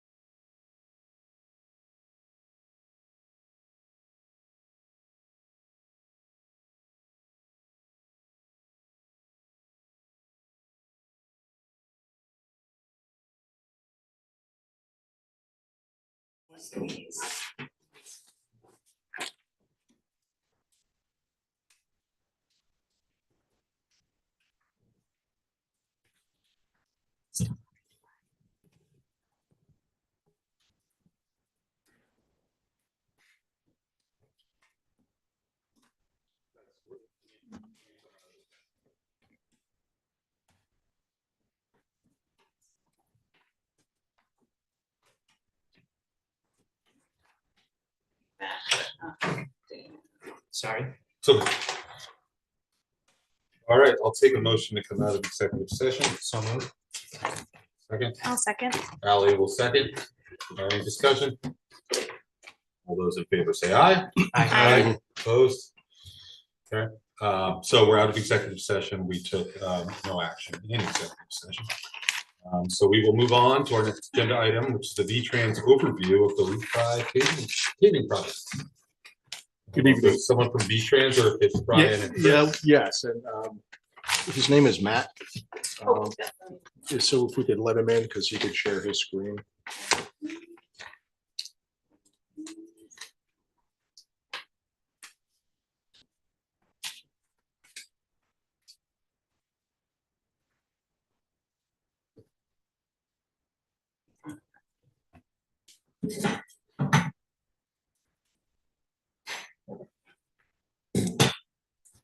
Hi, folks. Can you hear me all right?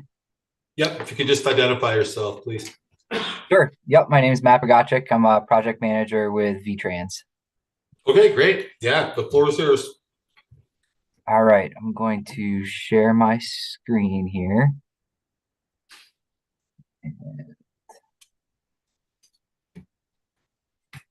Presentation mode. So can everybody see my screen in presentation mode?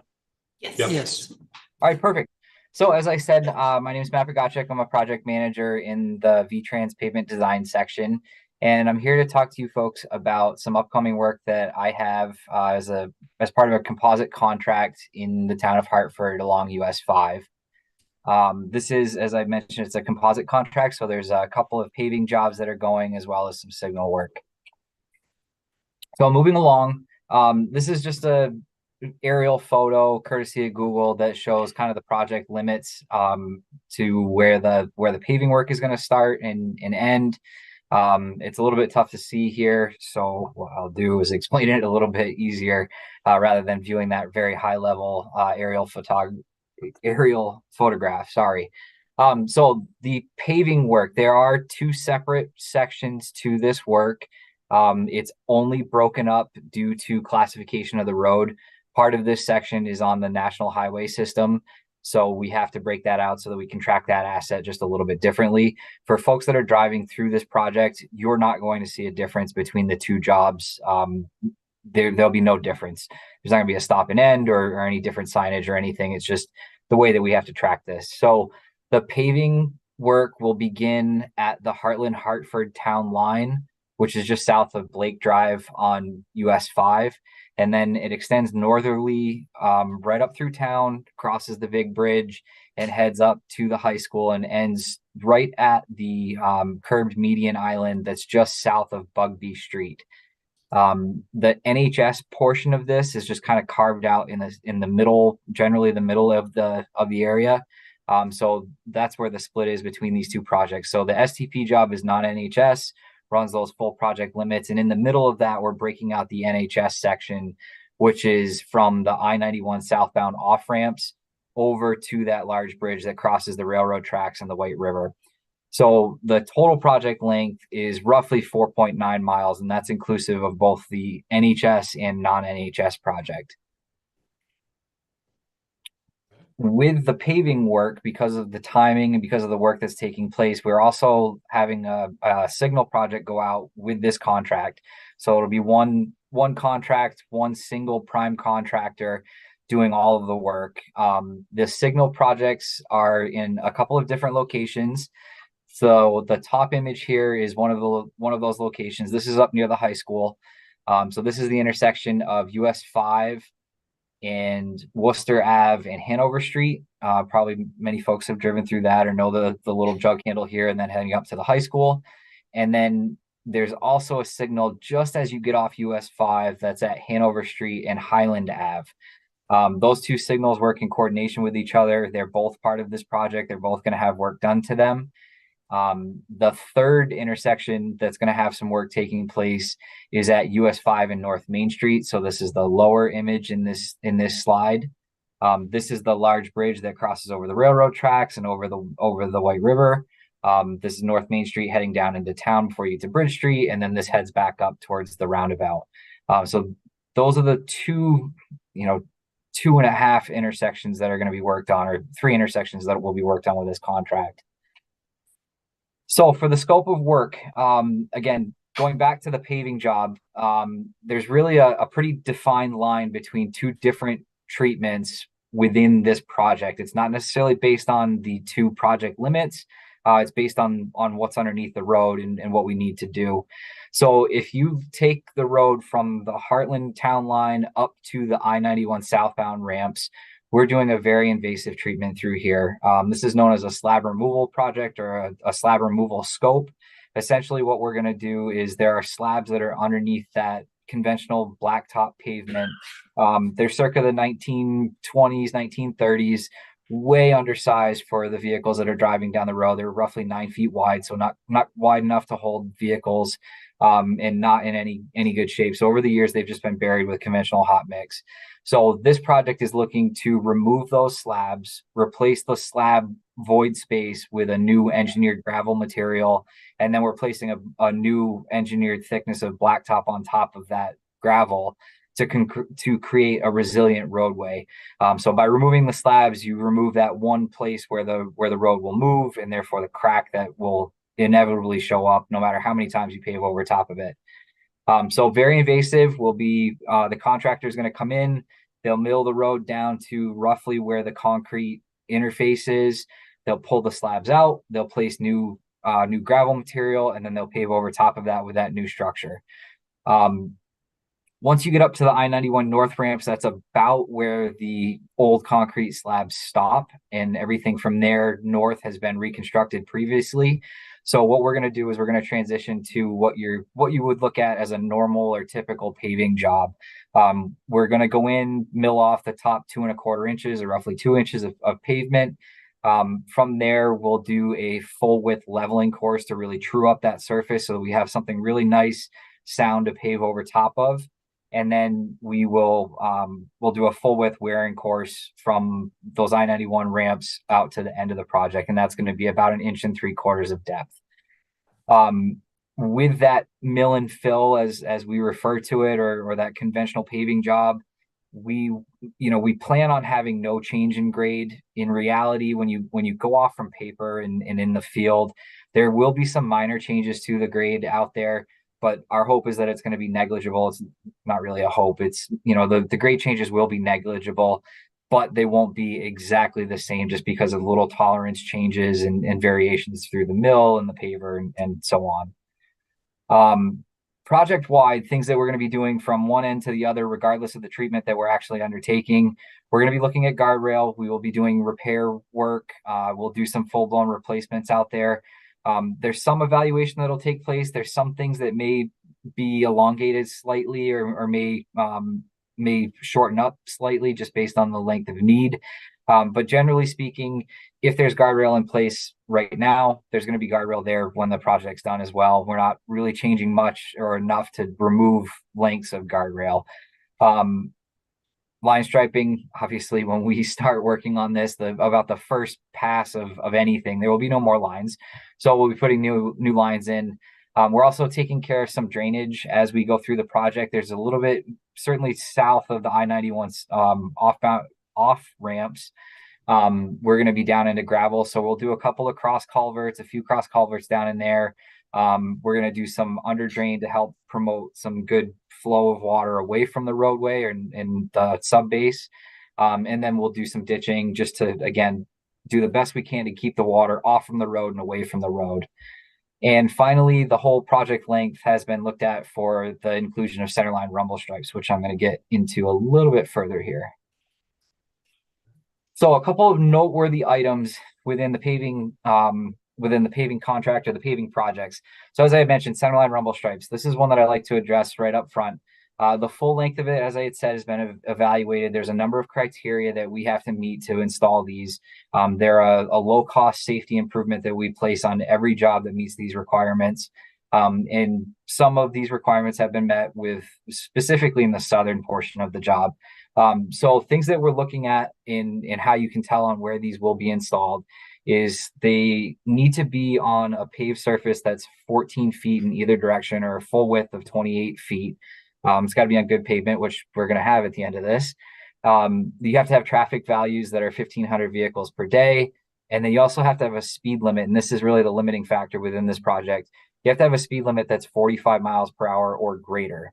So really that focuses this area to the south of those I-91 off ramps. There are some stretches in there that we will be putting rumbles in. Basically, if you see a 45 mile an hour zone, you are very likely going to see some centerline rumbles in there.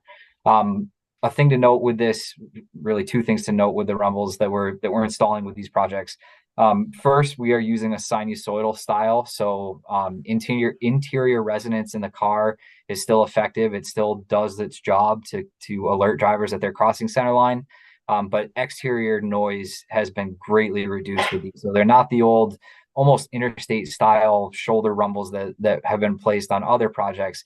These are far quieter on the outside of the vehicle, and we're really seeing a great a reduction in the impact to homes that are along the road. The other thing to note with these is we do gap these for any residence that falls within 100 feet of center line of the road. So if any portion of a home is within that 100-foot buffer, what we'll do is we'll stop the project, or we'll stop the rumbles 100 feet either side of that home. So you'll have effectively a 200-foot gap plus the distance of the home in the center there. And we're doing that to try to mitigate that impact of, we want the safety benefit that the rumbles produce, but we want to also reduce that impact to homes that are right on the road.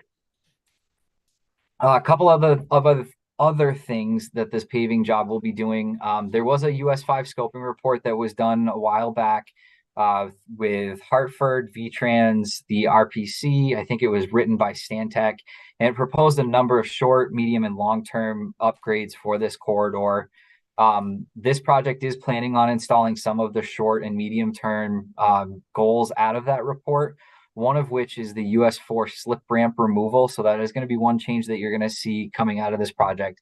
In this image that you can see on the slide, that's the ramp that's on the top of this image. So this is leaving US 5. Just the bridge would be down where the text is. Leaving US 5 and heading on to US 4. This ramp will not be going back in with the project. Essentially, what we're going to do is just remove the pavement. We're not going to reshape anything because there is a future roundabout project that's taking place here.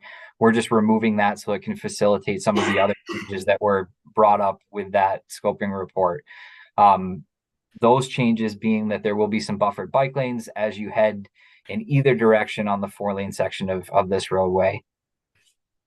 And whoops, sorry about that. Finally, there is some coordination that's taking place with a town-funded sidewalk project that is going just after this project is completed, or that's the intent, is that it's going to go just after this project is completed. There's a sidewalk that's planned for Arboretum Lane up to Veterans Drive. I'm going to get a little bit more into the details on this when I get into the discussion of the finance and maintenance agreements. But essentially what we're doing is we're picking up some of the items out of that through coordination with the town and installing them with this project. For the signals, the signal that is at the high school and out on US 5 right next to the high school, people that are driving through this signal are probably not going to notice a lot of change that comes from this project. Essentially, what we're doing is some piecemeal upgrades to the system. So we're taking some of the hardware that's there, that's dated. It's not completely out of date, but it is dated. And we're bringing in the most current infrastructure that we have. So this signal is you'll have the same mast arm configuration. The lane configurations are going to be the same, but it's going to get brand new signal heads, so they'll be up to current standards. We're also going to be putting in a new controller cabinet and controller, as well as new detection that meets our current standards, which is a radar detection system. So again, like I said, this is piecemeal type upgrades. Driving through it functionally, it should look basically the same to 99% of people that are driving through. Folks that really pay attention to signals may see a couple of changes, but for the most part, you're not going to see a big difference here. The one that will be a pretty major change or pretty substantial change is down at US 5 and North Main Street, or the intersection that's just south of the large bridge over the White River. This is going to be a full signal upgrade. So we'll be removing the old pedestal signals that are there. Those will go away. There'll be brand new mast arms that'll be placed. Of course, new signal heads, a new controller and cabinet. There'll be new detection. There'll be new pedestrian infrastructure. There's some bike lanes and activation that'll be going in with this. This will be a brand new full-blown signal. Will not look anything like the signals that are out there currently. It's still red, yellow, green, but they're going to be, they're on current infrastructure with new mast arms that put them out over top of the roadway rather than in the islands. So major upgrade at that location. So I think on this item, I hate to interrupt you, Matt, just on this item, there's we have like two sort of memorandums for this particular item. Is that right, Brian and Chris? Okay. Yeah, Matt, I mean, I don't want to cut you short, but if you can kind of, get us to the conclusion of this sooner than later, would be good. We got a lot of people waiting. Yep. Mr. Chair, I might jump in. Matt, I don't know if you can see me or not. Rocket here, Select Board. This presentation is excellent, and I really enjoyed reading all the details of it. We do have a lot of people in the room, and I think just to make it be known to the people in the room, if you are interested in these details, all of this is publicly available online. I think, Matt, for the purpose of, at least for my role on the Select Board, what I'm most interested in are the things that are going to be the most disruptive to our community in the construction process that we should be mindful of. And then also financial impact, which I know it says there are no direct financial impact, but if there are contingencies or any areas that we might end up being financially liable, I think those are probably my personal most pressing points. Rocket, you have two memos. Yeah. One of them is the financial impacts. Well, then if that's the case, I'm ready to make a motion. But I'm just sort of saying in the interest of allowing Matt to present this, which is great.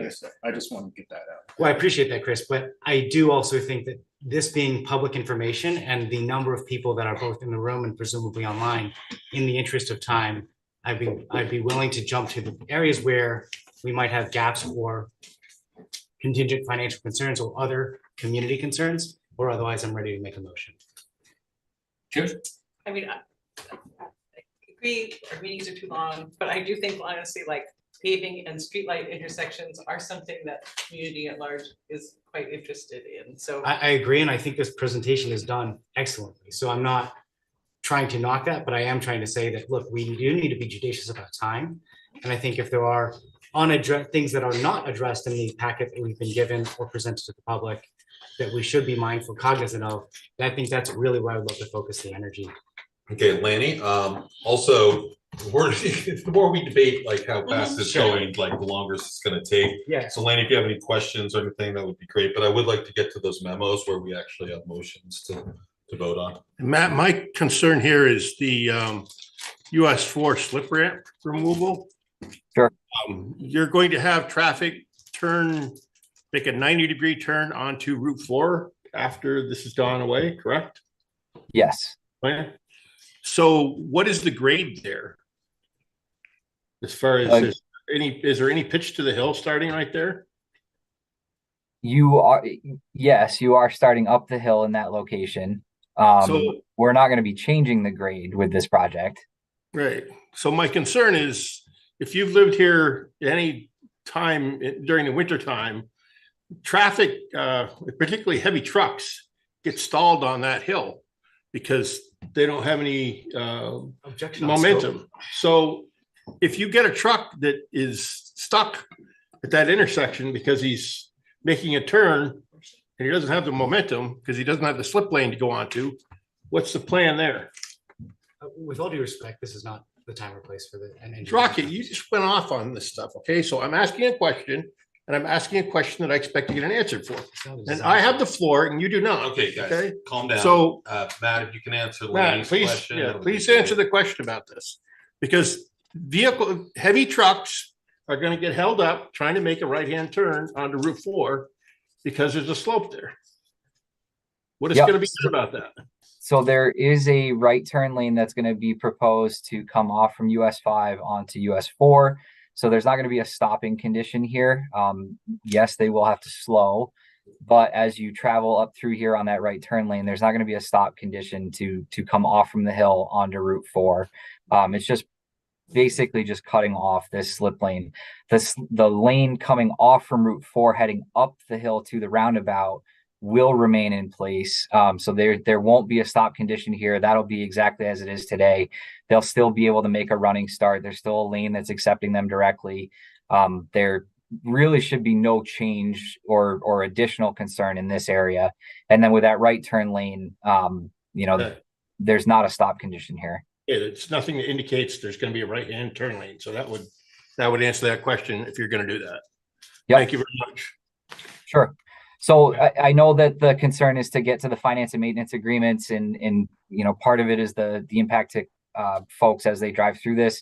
If you give me 10 seconds on this slide, the next 3 slides are all about the motions and the finance and maintenance agreements. So this is directly having to do with impacts in construction. So part of the contract language is regarding the work hours. To the south of the I-91 ramps, traffic is relatively low compared to north of the I-91 off ramps. So in that section, there is day work that is being allowed or proposed. There's not going to be a restriction that night work cannot take place, but given the choice, 99 out of 100 times contractors are going to do this work during the day. North of VA Cutoff Road or those I-91 off ramps, traffic is way higher. So we are restricting that to nighttime work so that we lessen those traffic impacts through there. There will be noise mitigation measures as part of the contract, but it will be nighttime work. And then the other impact that's going to be major is for a short time south of the I-91 off ramps, the road's going to be gravel. We are going to limit the duration of the exposed gravel. That's going to be a maximum of 45 days. The contractor will be required 24/7 to have somebody there that can grade out the road if it starts to get in really rough shape or impassable. So we will have somebody there, but it will be gravel. It will not be a paved surface. So, there will be an impact to traffic for a short duration over the summer. All right, into the meat of why I'm here. There are 3 agreements that were sent to the town, 2 of which are finance and maintenance agreements, and 1 of which is a utility agreement. I have a major part in the finance and maintenance agreement, and in full transparency, I have a counterpart that is not here with us tonight that is part of the utility agreements. I believe I can answer questions on those, but if not, then we can certainly follow up with you folks. So I'm going to jump right into it. Paving, we sent an agreement. It's FM 0455. This is a finance and maintenance agreement officially titled. Essentially what this is doing is saying, town, we have agreed to take on some of the work that you are proposing with your sidewalk project. That includes installing some drainage features that are within the paved surface that we don't want you to cut into after the job is done. So in an effort to coordinate, we're going to install these drainage features with the paving project under our cost, and that's all going to be taken care of. The need for this agreement is because those drainage features outlet into right-of-way, which is not the state's. So the town has already acquired these rights previously. The paving job is going to pick up the work on our dollar, but we have to extend out onto town-owned or acquired rights. So this finance and maintenance agreement is really just a maintenance agreement and a permission slip saying, Hartford, we want to install these features, but we have to work on your right-of-way to install these features. And we need to maintain these features in the future. They're going to outlet into your property or into your acquired rights. Please let us do this. There's no financial impact to this. It is really just to say, we're going to put this on something that you've acquired already. Please let us do this on your property. The next agreement here is for the signal. Just a clarification, should we vote since we have a recommendation on this particular one? Should we vote them as they go, or do you want to wait till the end? Okay, thanks. Go ahead. Okay. Matt. Sure. So the second finance and maintenance agreement that was sent was dealing specifically with the signal project. This is FM 0454. So the signal that is up at the high school is on a town highway. It's off from US 5, so it's out of the state's own right of way. Because we're going to be working there and we're working outside of our right of way, we need permission to be doing that work on your property. No changes. There's no financial impact. It's just a permission slip to say, we're going to put in a new controller cabinet and we're going to do some work at this intersection. Are you okay with us doing this? Or can you please sign this agreement that says that we're allowed to do this and we're allowed to come back and maintain that signal that's at that location? At the US 5 and North Main Street signal, so that's that full rebuild that's taking place down by the bridge. What we need to do is we need to get power to that new signal. And the pole that we are taking power from is just outside of the VTrans right of way on town property. So we're proposing that a new power line will be underground, will be run underground to the utility pole, and we'll take power off from that utility pole. Again, that's coming out of the town's right of way. So no financial impact in this one whatsoever. There's not going to be any change in the future. That basically we're going to go in, cut the line in, run it to the pole, and then regrass the area so that everything looks exactly the same as it does today, or there's new grass out there. Again, permission slip to put something in on your property that we're going to maintain if needed in the future, but no financial impact. Okay. And then finally, the utility. Hold on, now we have a question. Sure. No, I'm gonna make a motion. I think he's not ready yet. Go ahead, Matt. Covers it all, doesn't it?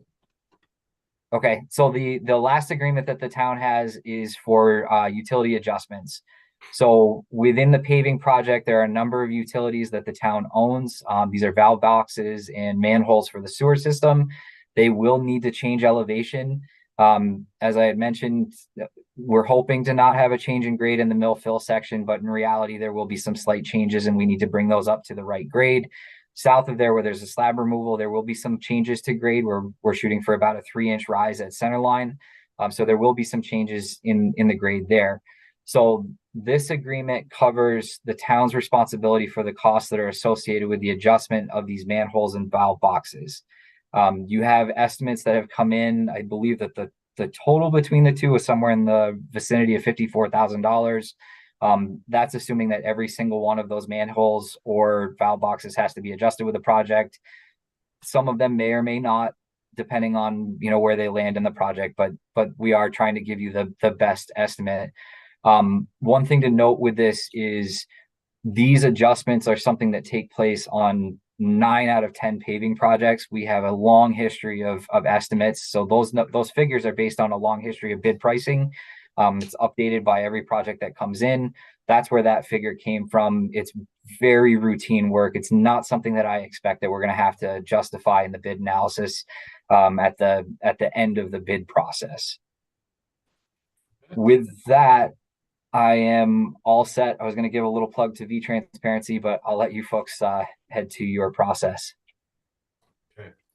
Chris or Brian, anything you'd like to add? I think it's pretty simple. He Okay. summed it up. You have your memos. There's 2 of them. There's 2 motions. Yeah.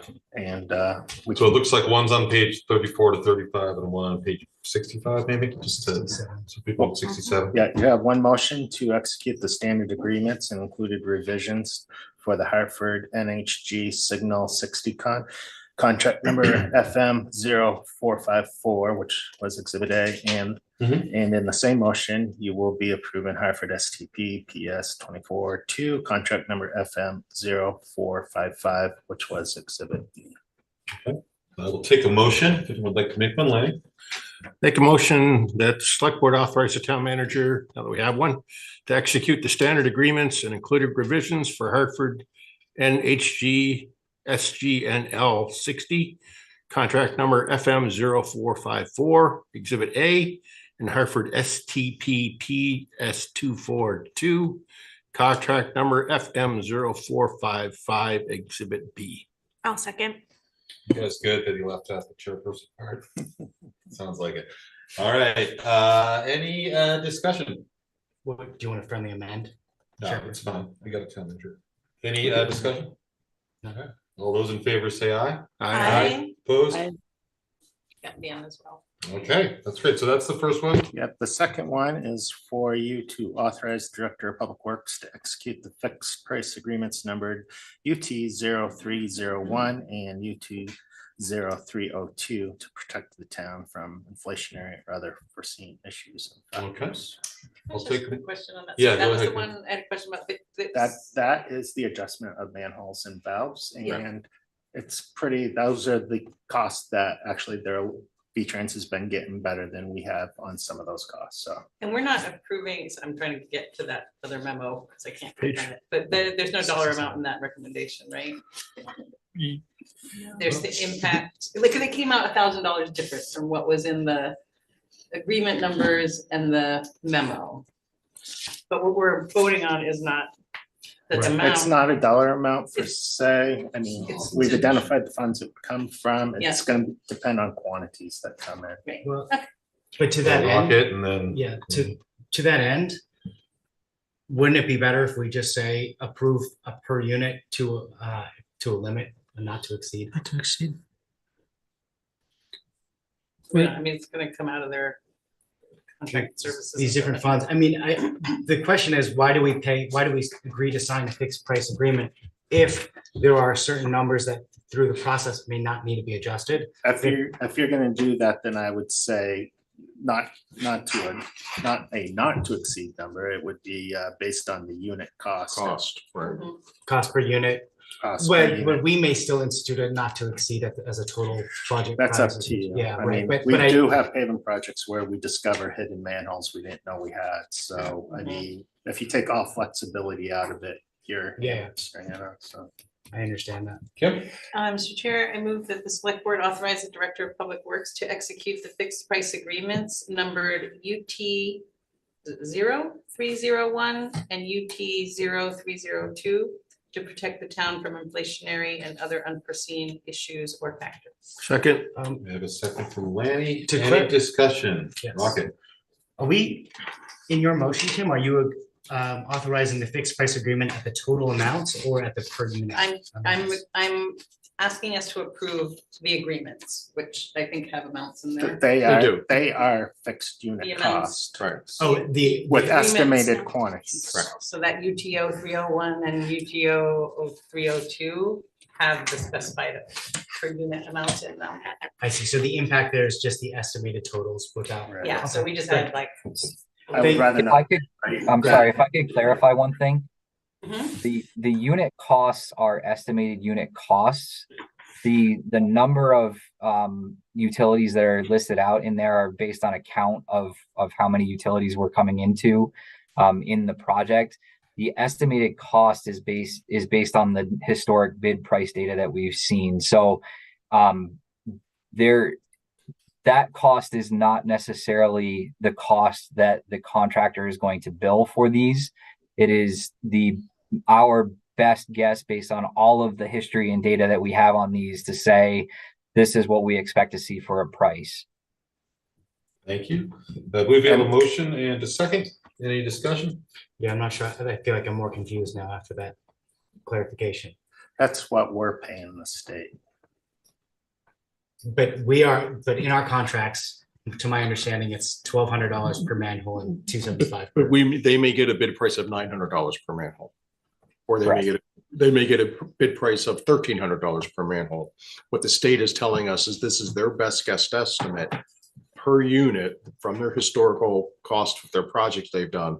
So there could be some fluctuation one way or the other. They won't know that until they get their bids in. Sure. Then can you just help me clarify what we are voting to support? When it says a fixed price contract agreement, what fixed prices are we agreeing to?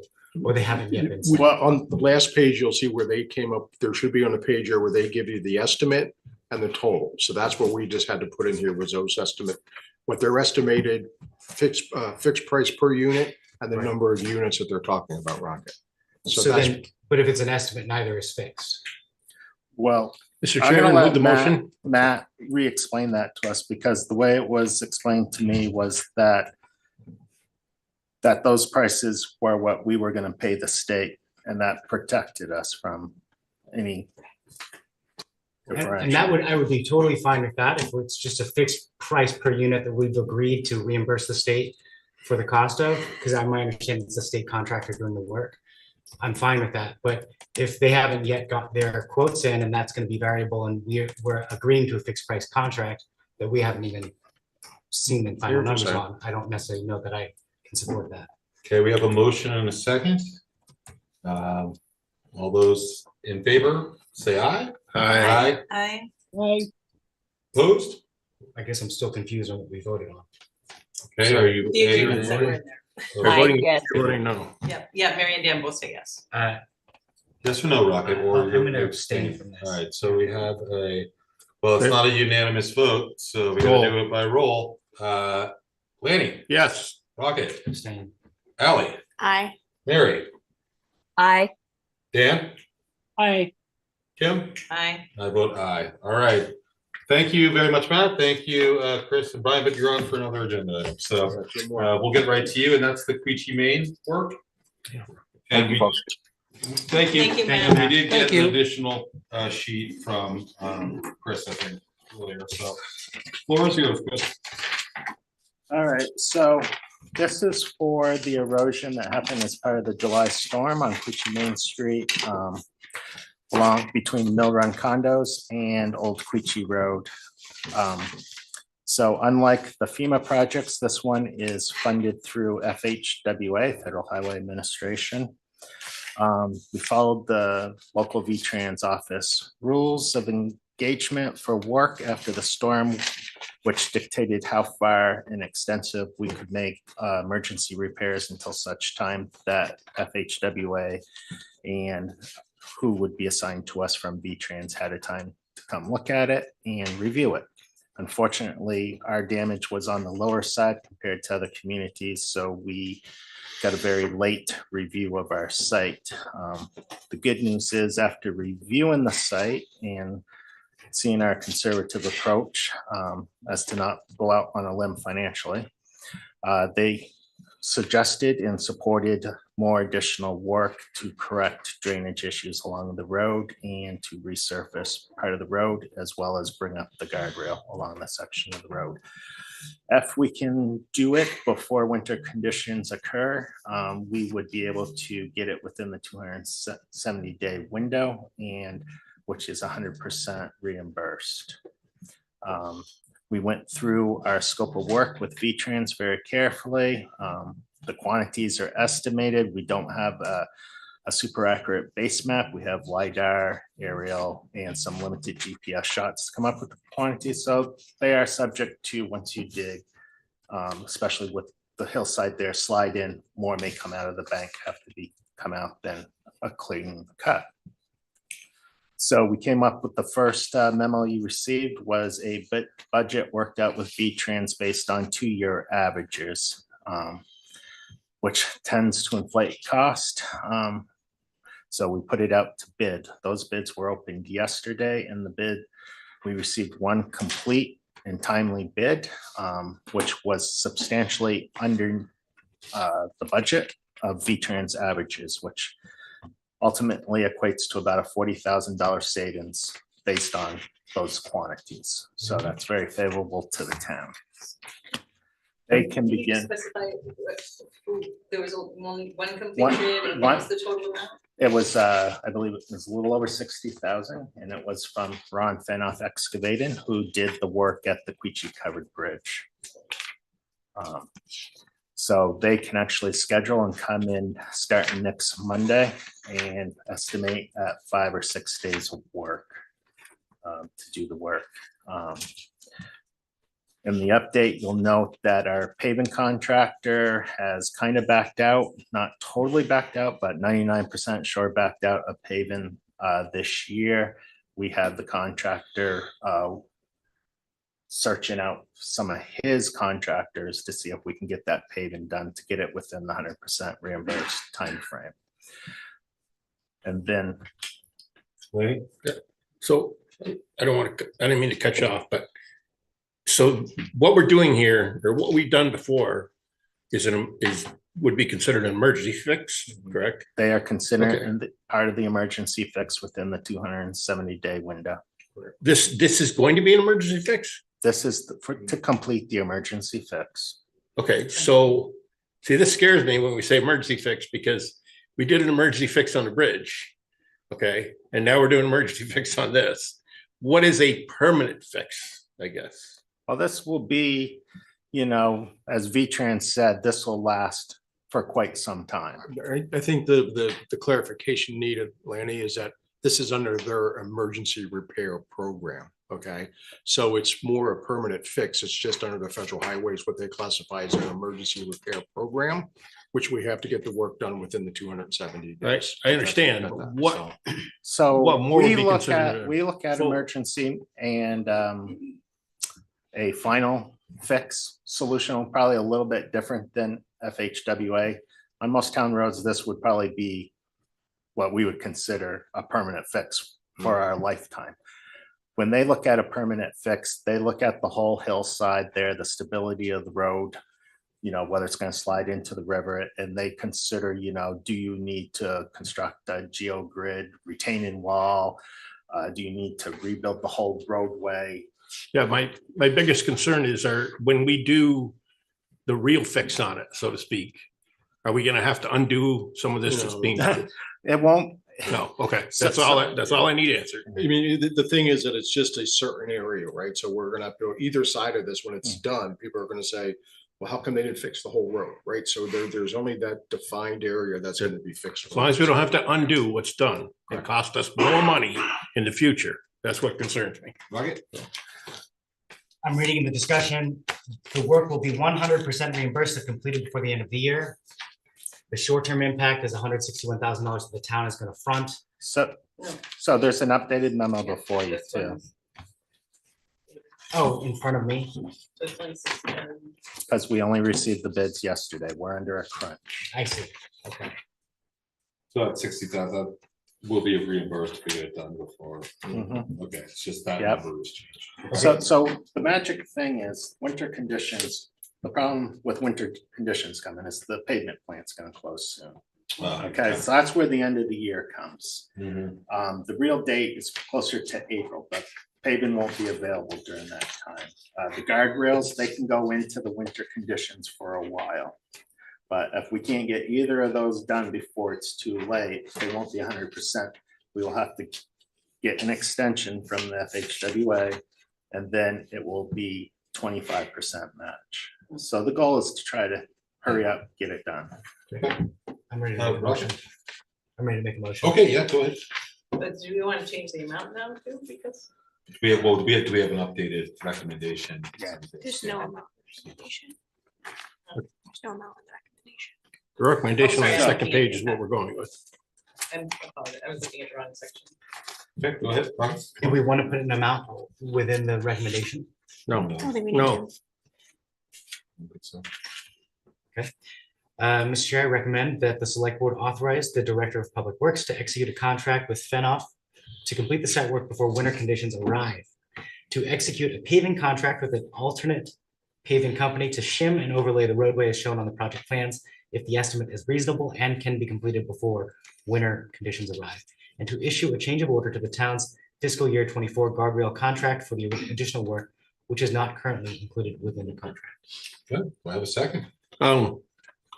Sorry. I'll second. For the second from Kim, any discussion? Yeah. Lenny? One question, I guess, and it goes back to what Rocket was trying to get at, I think, is who determines reasonable? So we can go to the VTrans averages and see what paving's costing. The reason I put that in there is there's a going rate and it's the end of the season, so reasonable is a little subjective. Exactly. But Time is a factor. But time is a factor and you're probably getting them working a lot of overtime. So we'll take those into consideration when we evaluate it. Our current contract for paving is very low, what we're paying per ton installed. So you can't call it reasonable compared to what we're paying. You have to look at what everyone else is paying. So- I'm tending to side with Rocket though and say we should have a number there though. For Well, I didn't say that. Don't speak for me. You have to understand, this is like, we don't have engineered drawings. We have estimates based on LiDAR and. Well, give me a high take- estimate. Well, We have a motion on the table. if I may add to just discussion here, and the reason I am okay with letting it go without a finished numbers, my understanding is that we stand to be 100% reimbursed. Correct. If we can get it done expediently. Regardless, if- regardless. So if I might finish my statement, if the estimate comes in high, you still deem it to be reasonable, we get it in on time, we still are eligible for 100% reimbursement. So I think time is the expediency is the limiting factor here, not the price, given that. And then even then, if we are not able to do that, we're liable for 25% match. That's my understanding. Correct. For those reasons, I'm willing to let this recommendation stand as is without a financial. We have a motion and a second. Any more discussion? Okay, all those in favor say aye. Aye. Opposed? Aye. Okay, it sounds like it was unanimous. I said aye. Okay, so Lenny said aye. Great. And Mary. With reservations. All right, our next item is Prospect Streets. Is that you too? Yeah. Oh, man, you're hitting all of them tonight. All right. Lay it on us. All right. Now, I won't get into why on the previous one, but a lot of the cumbersome of the way we're doing these with the FHWA is our purchasing policy. With the federals, we could go out and sole source it as long as we were doing quantity. So without an estimate, so, all right.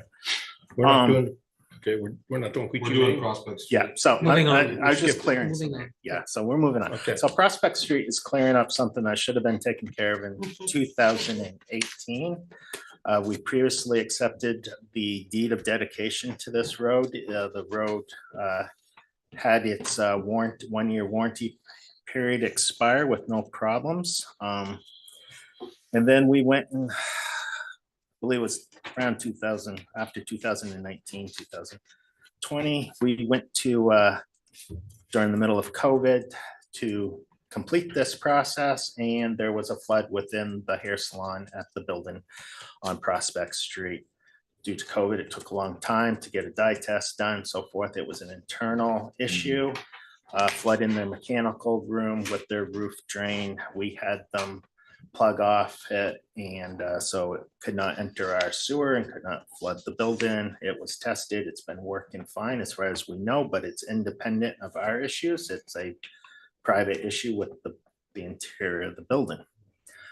Subsequent to that, there was requests to sign up on updated stormwater drainage easements that has dragged on and on and on because of new owners of buildings, and everyone wanted to protect each other from any problems. We have had it reviewed by our town attorney over and over. It has no implications on us from our previous agreements and adds no new conditions on us. We're kind of a bystander in the easement, but we are still a party named in the easement. So what we're basically asking you to do tonight is to basically accept the road and allow for the sign-in of the easement. Any questions for Chris? Okay, not seeing any. I'll take a motion. Ally? Mr. Chair, I make a motion to accept Prospect Street improvements and authorize the town manager to execute the associated stormwater easement. Second. Okay, Kim. So motion by Ally, second by Kim. Any discussion?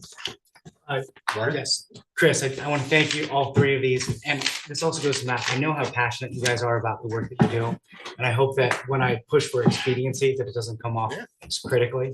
I do appreciate the depth of detail that is in the packets, and I do feel like a succinct summary like this is really helpful for me in terms of just being able to. Trust me, I understand the budget things. It's just sometimes you're asking us to guarantee something down to $1 where with our purchasing policy and then having to come back for you because I need to add a couple manholes on a street.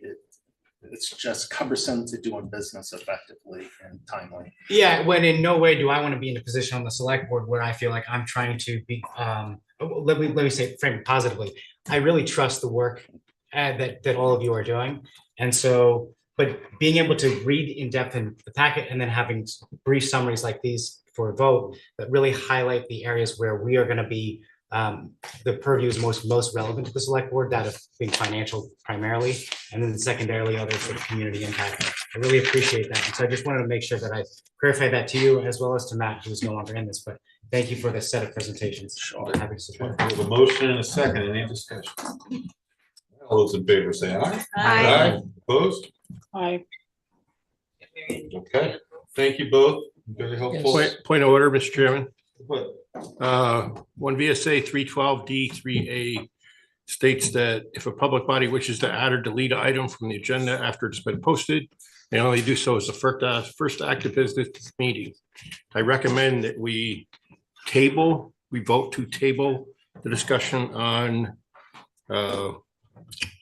Quechee, Maine additional FHWA work. We already voted on that. We did, what, that was voted on? That was the emergency thing that they were trying. Oh, that was the, okay, I'm sorry. I thought that was the Quechee Main Street box culvert thing that we're looking at. All right, my apologies. Okay, next item is remarks on succession planning for health officer. I don't know if The world's shortest presentation, which is that I've spoken with Brett Mayfield. Yeah. He's expressed that he will not want to be renewed as town health officer in 2025 when his term is up, but he would like to come and address the board at a future time about ways that the position might be modified to encompass other important functions he can see this position filling. So stay tuned for more discussion. All right, sounds good. Yeah, if anyone's interested, health officer doesn't pay anything. Okay. We still have an assistant health officer, or does he get Deputy position, I think, is vacant as well. vacant as well? Okay, like we did have one. Yes. Our next item, Route 5, North Hartland Road, the bike contract commitment. Lori? I'll keep this as brief as possible. Basically, what you have before you is an amendment to an existing contract with Stantec Consulting Services to provide engineering services for the sidewalk and bike lane improvements. The contract was originally started in 2011. We have gone through many different stages of this. I think one of the clear things is that this is like the fourth section, a segment of a 5-segment improvements all the way up Sykes Mountain Avenue, up to the roundabout, and then down Route 5 to Arboretum Lane. That we've had to stage this in accordance with as those other projects have occurred.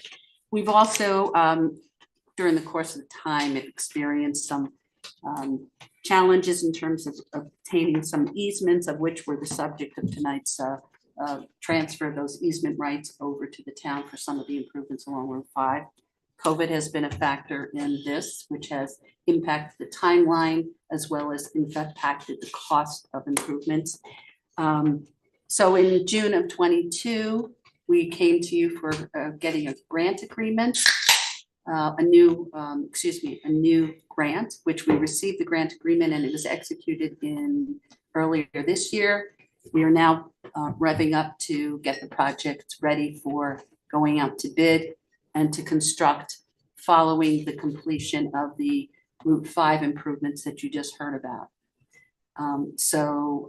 That's sort of, we've had a long time period to get here, but hopefully we're on that final stage of it in preparing it to go out to bid. So in that light, if you have any questions, I'm here to address those questions. And otherwise, we'd like to extend the contract to increase the compensation by $65,300, and as well as to extend the life of the contract through December of 2026. Okay. Questions for Lanny? Yeah, where would the funding come from?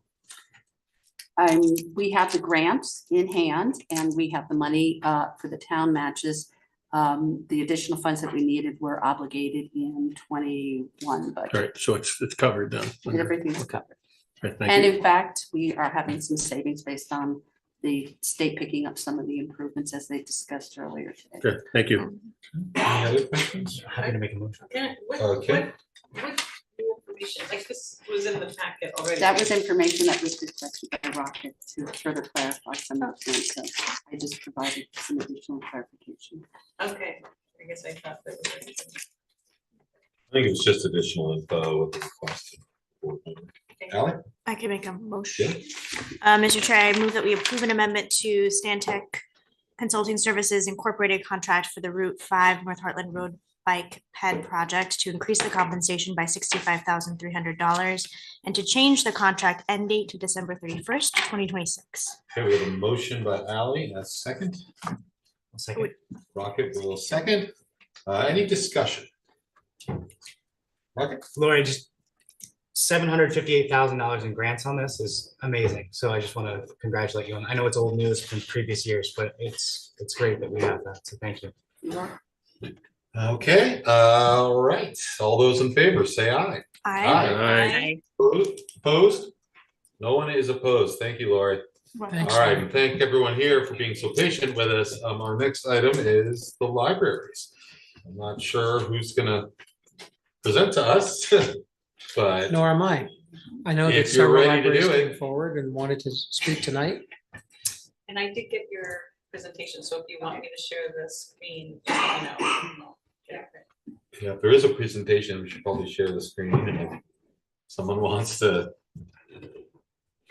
talk along or explain it, that would be great. All right, I'll pull that up so I can. If you can just identify yourself when you're ready. Sandra Carey, I'm the director of the West Hartford Library. Sandra? West Hartford Village.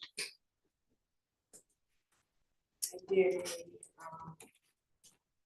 a oral presentation. I hope it's gonna work, but I thought I could use a HDMI, but no. Oh, wait a minute. Do we have anybody for Hartford Library? Yeah. First? We're here. Everybody's here. We're listed Hartford first, so we don't care about order. Well, we just need someone to come up and give the presentation, I think. Yeah. All right. And she graciously Go ahead. offered to start. Yeah, Sure, sure. go ahead, go ahead. Just go ahead. Go ahead. West Hartford Library and Community Center. And the next slide is a picture of the front of the library, and that is the original building built in 1928 that was renovated and finished in 2015. Okay, and this is the main entrance where most of the patrons come in, and has completely ADA compliant with elevator going up the stairs, and that's how most people enter the building. This is our little West Hartford library. We put books in there that we can no longer use for various different reasons or donations, and people can come and take them whenever they want, and hopefully take more than they leave behind. So I can put more in. Okay. This is, I call it the split rail story fence. So during the time of COVID and when we couldn't actually be open, I started this story time fence. So we put up pictures of the, laminate the books and put them on the thing, and the kids can go and read the story as it goes along. And that's on the side of the library near the old general store. Okay, and this is the yard and community garden. So we have a community garden that we share with the community. I saw some potatoes left, everybody wants to eat potatoes. Second picture is a picture looking into the library, and we have several doll houses that have been donated to us, and that's currently lit at night now. And then there's a sign for the original Memorial Library and the side of the library. And the next one is our annual farmers market, which is on Tuesdays from June to September, from 4 till 7 p.m. And we had 12 different markets. We had 1,535 adults and 391 kids all attend our market. And So the vendors are not charged. It is free for them to come and they supply the goods. And what we get out of it is attendance to our library and community and bring awareness to West Hartford Library. And I hosted a story time booth under a tent with picnic table, and we talked about books and big crafts. And then there's more to come of the market. The next few slides. We also had some themed slides, themed days. We had Duck Day, Bike Day, and Animal Day, which will come up. This is one of our vendors, the Caribbean Cooking. When they didn't come, people would drive in, drive out because there was no Caribbean cooking. So, and because it rained every day but 3, it was tough. The next one is a panoramic of what it might look like. And that's on the side facing the Hart home there. Okay, and then this next slide is a different view of all the vendors we had, and we had some music come several times, and you can see the umbrellas. And the one up here on the end is in August we had the Southern Vermont Natural History Museum come with live animals, and he's got a toad in his hand right there. He can tell you an awful lot about toads, and he had snakes and owls and a possum and other things, and it was very well attended, and we used the money from the grant we got for the summer reading program to pay for his presentation. And the next one is Bike Day at the market, and it poured. So we had one of the policemen from Hartford come out. I think his name is Ray. I may be wrong. I hope I'm not wrong, but he was great with the kids and adjusted all their helmets for free. They got free helmets if they came to Bike Day at the market. And it was really wet. It's actually Christian Hernandez. Oh, it's Christian. Yeah. I'll just change that. I apologize. I could not remember which one. All right. The next one is the wildlife presentation at the farmers market that I just talked about with Mike Clough from the Southern Vermont Natural History Museum. And that's the poster that we had. And we also had Holly Strayhorn came and talked about survival. If you get lost in the woods, and kids make little shelters out of sticks and grasses and things. And Dale Clough, Mike's father, was on hand with all kinds of bones, antlers, furs, rocks, all kinds of things he collected around town. So it was a very fun day. And yeah. And I also want to mention, it was up on the slide, but I think I forgot to mention that Laura Brooks, who is the president of the trustees, was very integrally involved in setting up and monitoring the farmers market for us and keeping it rolling along. This is Nerd Squad. And Nerd Squad is a nonprofit organization that brings out the book-based superpowers in every child, one RVA neighborhood at a time. And that picture here is mostly, and I think all girls. We did have some guys as well, and they came and did projects with the kids, science projects, STEM projects. They came, I think, 4 or 5 times, depending on the weather again. They would have come more if they could have. That was great. And the next picture is just pictures of dollhouses. One of them is mine. The other 2 were donated by a patron, and they have plexiglass over the front of them so the kids can look and have fun and experience it, but they can't touch, because we learned that right away, not to allow them to be able to reach in and touch it. And the next slide is a list of pretty recent activities that we've had at the, in the community room. There was one section there, one coffee with a cop, which was pre-COVID, but I want to put it up there because I would love to have representatives from the town to come out again, and it would be great to have meet the manager, and have anybody, police or fire or any crew would like to come out, and we could have coffee and donuts and have a nice meeting with all of you in West Hartford, which would be great. And this next picture is pictures of the actual community room that can be used for all these events. Okay. Sorry. So this is just how the community room is set up, and everything is like those tables can be, the leaves can be taken out to make smaller tables, and we have wheeled chairs. So we have like, I think we have currently 25 portable chairs, and we moved in and out of the room, or a whiteboard that can be rolled in and out, so the room can be made bigger by taking out some of the furniture quite easily. And the next slide is Backroads Bike Group, Pit Stops 2023. They come and stop at the library. They usually come from Woodstock, they're staying in Woodstock, they come, they go up the Pomfret Road, down the Pomfret Road, and get to us and have a pit stop. And they always comment on how homey and welcoming the library is.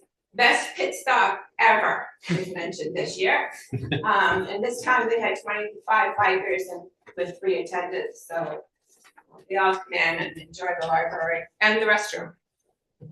The next slide is the weekly lunch group.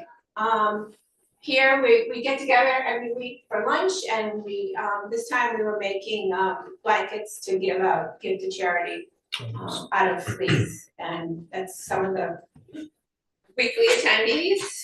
And next slide is quilt retreat. We often we have a group of friends that get together and we quilt.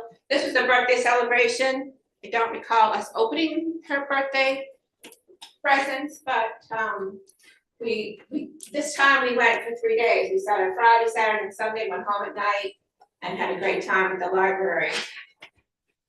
The next slide is story time, which is Tuesdays at 10, and we read stories to the kids and do a craft. And this day was all about penny heads, thus the walrus masks. And the next slide is take-home craft packets. I started this during the time of COVID, when the library was not open, but it's an outside bin where you can come and take these crafts that come in a little packet and take it home. They make it. All they need is crayons, scissors and glue that I can't provide in the little packets. And we continue now to do that, so that it's out there all the time. There's always something out there for people to take. And the next slide is wiffle ball at the library, and they've had snacks and things inside the library afterwards. They've done it 3 or 4 times. And the next slide is an impromptu AT trail magic at the West Hartford Library, and they set up there and grill hot dogs and hamburgers, and any AT hikers coming through, they would feed them. And this sometimes happens throughout the summer, and these were former AT hikers, and they had 20 hikers come through to get food that day. And the next slide I can read to you. The West Hartford Library cooling warning station ? This past late December, when we had the big freeze and everyone lost power, the West Hartford Library had power. Our power comes across the river, but not to either side of the library. The library parking lot was full for 3 days as patrons used our wireless internet and opened up the library. We opened up the library on the weekends so that patrons could come in and get warm and get internet access. Mine is a little cut off. One of my friends spent 3 days there, only leaving to go home to bed at night. This event made us realize we should turn our library into a warming, cooling center, although on a bit of a smaller scale. All the libraries in the state are going to be able to apply for a federal grant with a substantial amount of funds available for capital improvements this fall. After consultation with Dana Clausen and Scott Hausler, we hope to use our allocated funds to install heat cooling pumps, water filtration, and a backup electrical system so we can help the community in West Hartford Village. We also hope to add more outdoor electrical outlets to facilitate our patrons' need to charge phones and computers, etc. The AT hikers also need access to charging stations. We could have used more outlets during the markets instead of running extension cords out our library windows. And the next slide is, thank you for watching the show, and we hope to see you up at the library sometime. So Great, thank you very much. I know that being from West Hartford, that it's a great resource for the community. I wish the farmers markets weren't on Tuesdays. I tend to miss them a lot. We could do the day there was a lot of markets around.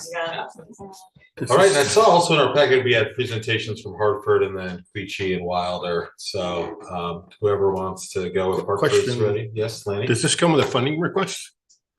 I'm sorry, what? Does a presentation come with a funding request? Oh, this is our presentation. We submitted a budget appropriation request. Okay, so you're not gonna do anything for a presentation at that point in time that it'll come before us during budget time? Okay, thank you. Okay, Jim? Well, also, I'm not sure if this is the culmination of, at one point, you know, when there was all this discussion about us putting library funding through local option tax, and there was a lot of just uncertainty around that. And after that time, it occurred to me that our libraries operate quite differently, and that, so this is great. I mean, we're always welcome.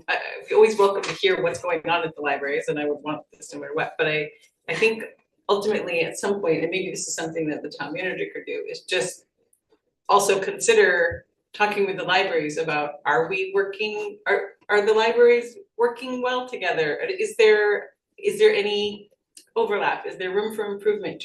Is everything just fine the way it is? And if that's the case, that's fine. I'm not trying to question that. I just know that after talking to many people within the community, after the concerns around, you know, and obviously we'll look at funding sources again this year and how that happens. But anyway, it just occurred to me that I was curious as to whether or not our libraries were functioning as well and as happily as they want to be. So I hope we continue the presentation.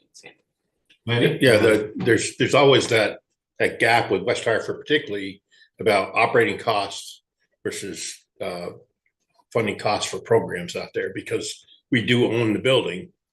So that cost comes into Parks and Recreation.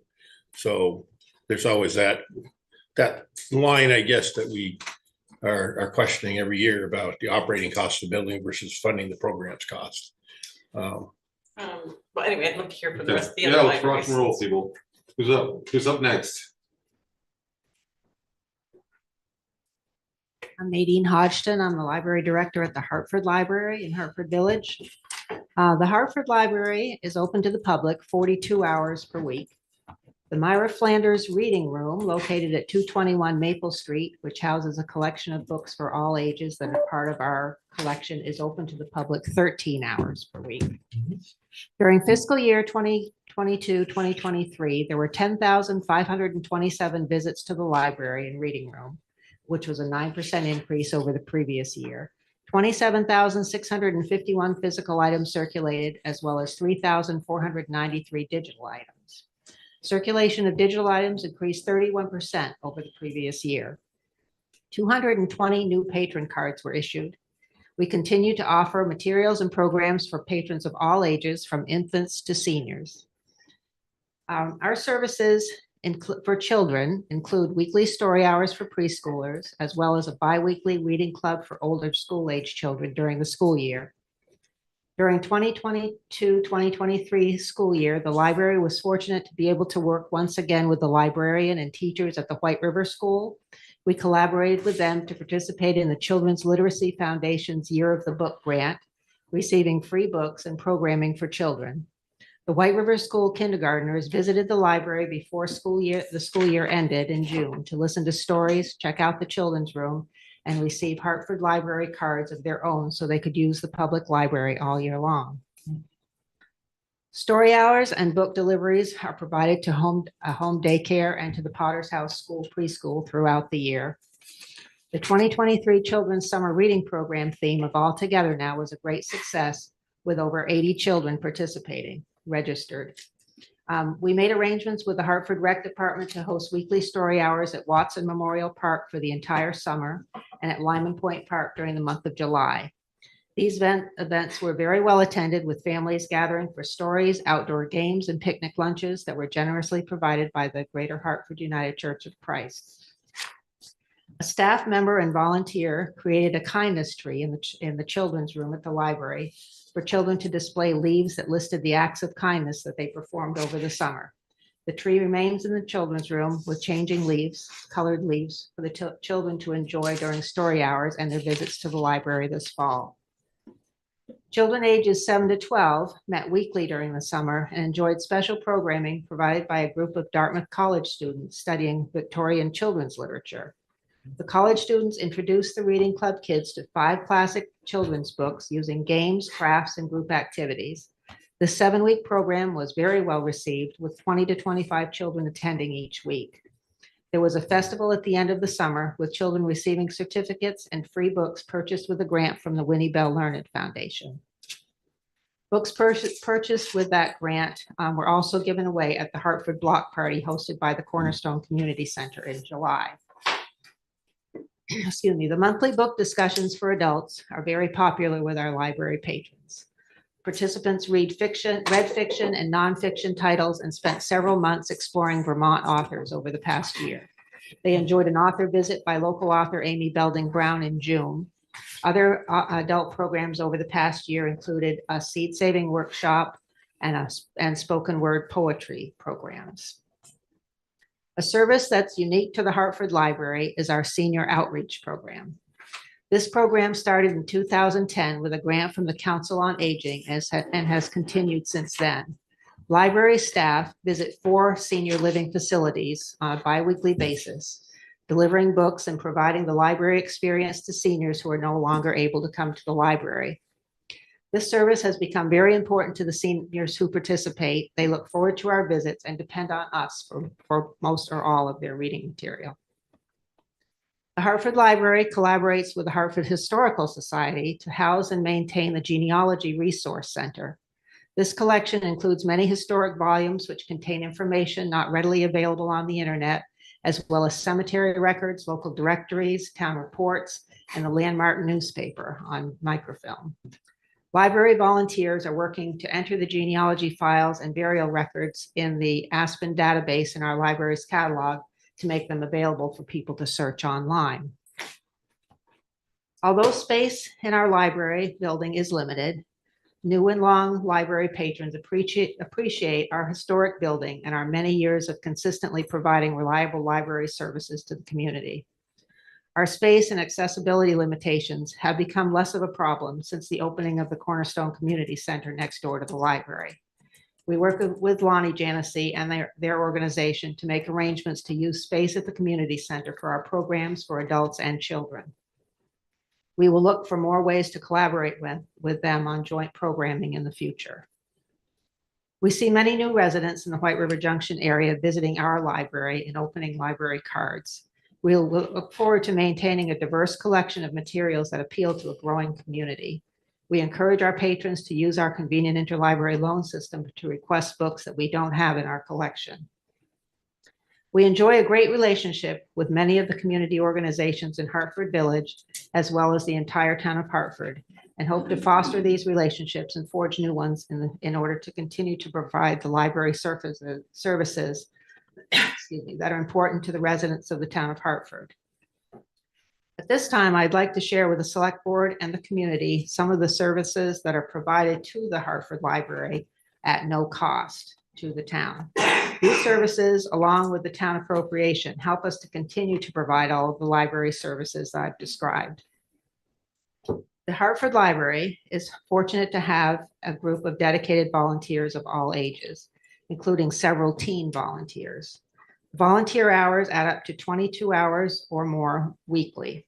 These volunteers work at the circulation desk, shelf books, prepare crafts for story hours and other children's programs, help with the cleaning of the library, work on the genealogy information, and many other duties every week. Payroll and tax services are provided to us free of cost by the Wilder Business Services. Joyce Perkins, a social worker in White River Junction, who provides space for the reading room collection so people in White River Junction are able to check out books from that location. She also donates hundreds of books every year that circulate there at our library and are sent out on interlibrary loans to other libraries. Bonnie Janesy and the Cornerstone Community Center allow the library to use large handicapped accessible spaces for our programming for children and adults. They also maintain the parking lot and lighting adjacent to the library. Members of the Greater Hartford United Church of Christ have been providing free picnic lunches for the summer reading program for the past 3 years, with help from donations, grant funding, and the Hartford Community Coalition. Other projects that we will be seeking grant funds for include window restoration to reduce energy costs and a new HVAC system for the library.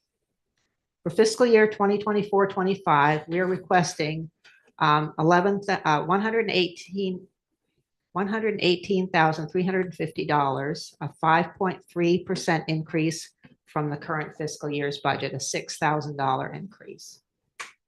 This increase will be used for some salary increases and to cover inflation that affects the cost of all materials and supplies, including the cost of books and postage. We participated in a statewide salary and staffing survey this summer. The results of the survey show that our employees' salaries need to be increased to compete with other libraries as well as with local businesses. That's all I have. All right, thank you very much. We appreciate it. And it's great to hear all the services that the library provides. It's just sort of heartening to know that we've got these resources in town. Question. Yeah, sure. Nadine, one question for you, if I might. Under your funding for budgeted for all other sources, you have a 3.5K difference from last year. Why is it that the decrease in funding from other sources has gone down? I think some of the other sources last year had used some of the library savings funds for projects. Okay. Town funding. So these weren't like donations or anything, then they're just. Well, we don't know how much we're going to take in for donations for this year. This is just an estimate that we're using for budgeting. Okay, thank you. Okay, hi. Hi, I'm Michaela. I'm from the Quechee Libraries, and Kim, I am on Zoom with a presentation. Can I share that? Yeah, let me make you a panelist. Thank you. Awesome. So while I'm joining, again, my name is Michaela Lavelle. I am the newest assistant librarian at the Quechee Libraries. I saw you all earlier this summer for appointment to the Resilient Hartford Board, so happy to see you again. And when I was joining that board, something I said was that I was really looking to be more involved in my home community, which is here. And so I recently finished up a 2-year term position at Dartmouth, which is why I moved up here from the state of Texas, and was lucky enough to have a position at the Quechee Libraries pop up. I very happily accepted that position because it felt in theme with getting more grounded in my community. So I have a quick presentation here that I will amend to be shorter. It is important information, so I'm not going to zoom through it, but I want to be mindful of all of our time. Sure. So a quick agenda, go over some background, programs and outreach at Quechee Libraries, and some updates. It's been a while since we've chatted with you. So some background, this is a Colorado Abbott photo, as are the photos behind you on that collage. And this is part of the power of libraries. This is getting these photos around town is something that our libraries helped jumpstart. So just wanted to point that out and use this gorgeous photo to talk about background. Where was that sign? Absolutely. Tatsuo? Okay. That's Colomer's wife. So, Yeah. cool. So in 1885, the Quechee Library was established, and you'll note that 1885 is actually 100 years before Quechee Lakes was established, and that feels important because Quechee is not just Quechee Lakes. Wilder Club started not long after. Wilder Club and Library as a town, as a gathering space with our pool hall and bowling alley that is now no longer running, but we try to keep the ethos of the community space alive in our Wilder Library operations. And about 100 years later, we integrated our services. We're very proud of that and continue that today. Starting to kind of more present day, over the past 20 to 25 years, we've had a number of capital improvements, including expansions in our children's rooms, lifts added at both library locations. The steps of the Wilder Library have been repaired. And all of that was made possible through fundraising and grants, because that is not something that's covered from our town appropriations as an incorporated library. In 2012, Nick, who I promised to shout out, helped integrate all of the Hartford libraries into a Vermont library cataloging system that, this is the reason why your library card, no matter where your home library is, works at all the Hartford library locations. So we're very proud of that and very proud to be part of that kind of initiative led by Nick, who is now one of our beloved Wilder trustees. So you've heard, I think I'm the last presentation today, and we have our lovely 4 libraries, and each of them has grown differently and evolved as the town has evolved. And each of our libraries do serve the diverse needs of our community. So some of our recent upgrades, our more recent upgrades, we're doing an ongoing window restoration project at Wilder, and this is being funded through continuous grants and fundraising. We also have dove into a number of experiential opportunities. Our non-traditional objects collection has grown. We have a new patio at Quechee featured here with a chess table, and you can come in and take out chess pieces and play. Our garden area is maintained by the Quechee Garden Club. We love to see them out there, and they actually are based. We got a grant to sponsor a program that brought kids into the garden to learn about gardening practices. We also received the Winnie Bell Learning Grant mentioned by the Hartford Library. We used our funds from that grant to do a kind of textile, sustainable projects like making mittens and learning how to sew. So kind of getting those hands-on skills that we may have lost over the years, primarily catering, multi-generational program, primarily catering to youth.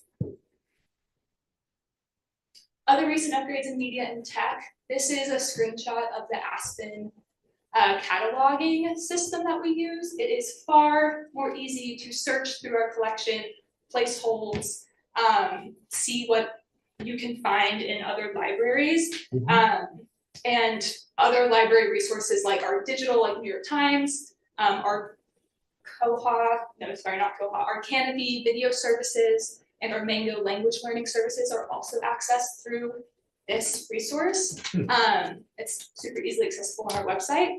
Also, I've been updating our Instagram. I'm very proud of it. Just a screenshot and a plug. We've also made the switch to EC Fiber at both of our libraries, and we're still offering 24/7 Wi-Fi access at both locations. So some of our programs and our outreach. So this is outside of our Wilder Library if you don't recognize it. We have a number of programs that we run. I want to highlight our monthly genre-based discussion groups. Those are hybrid discussion groups, so you can participate in person or online, and they cover a wide variety of genres. We also have a lot of partnerships throughout the town, namely the Wilder School, which is my favorite part of going to work on Tuesdays, and the Bugbee Senior Center.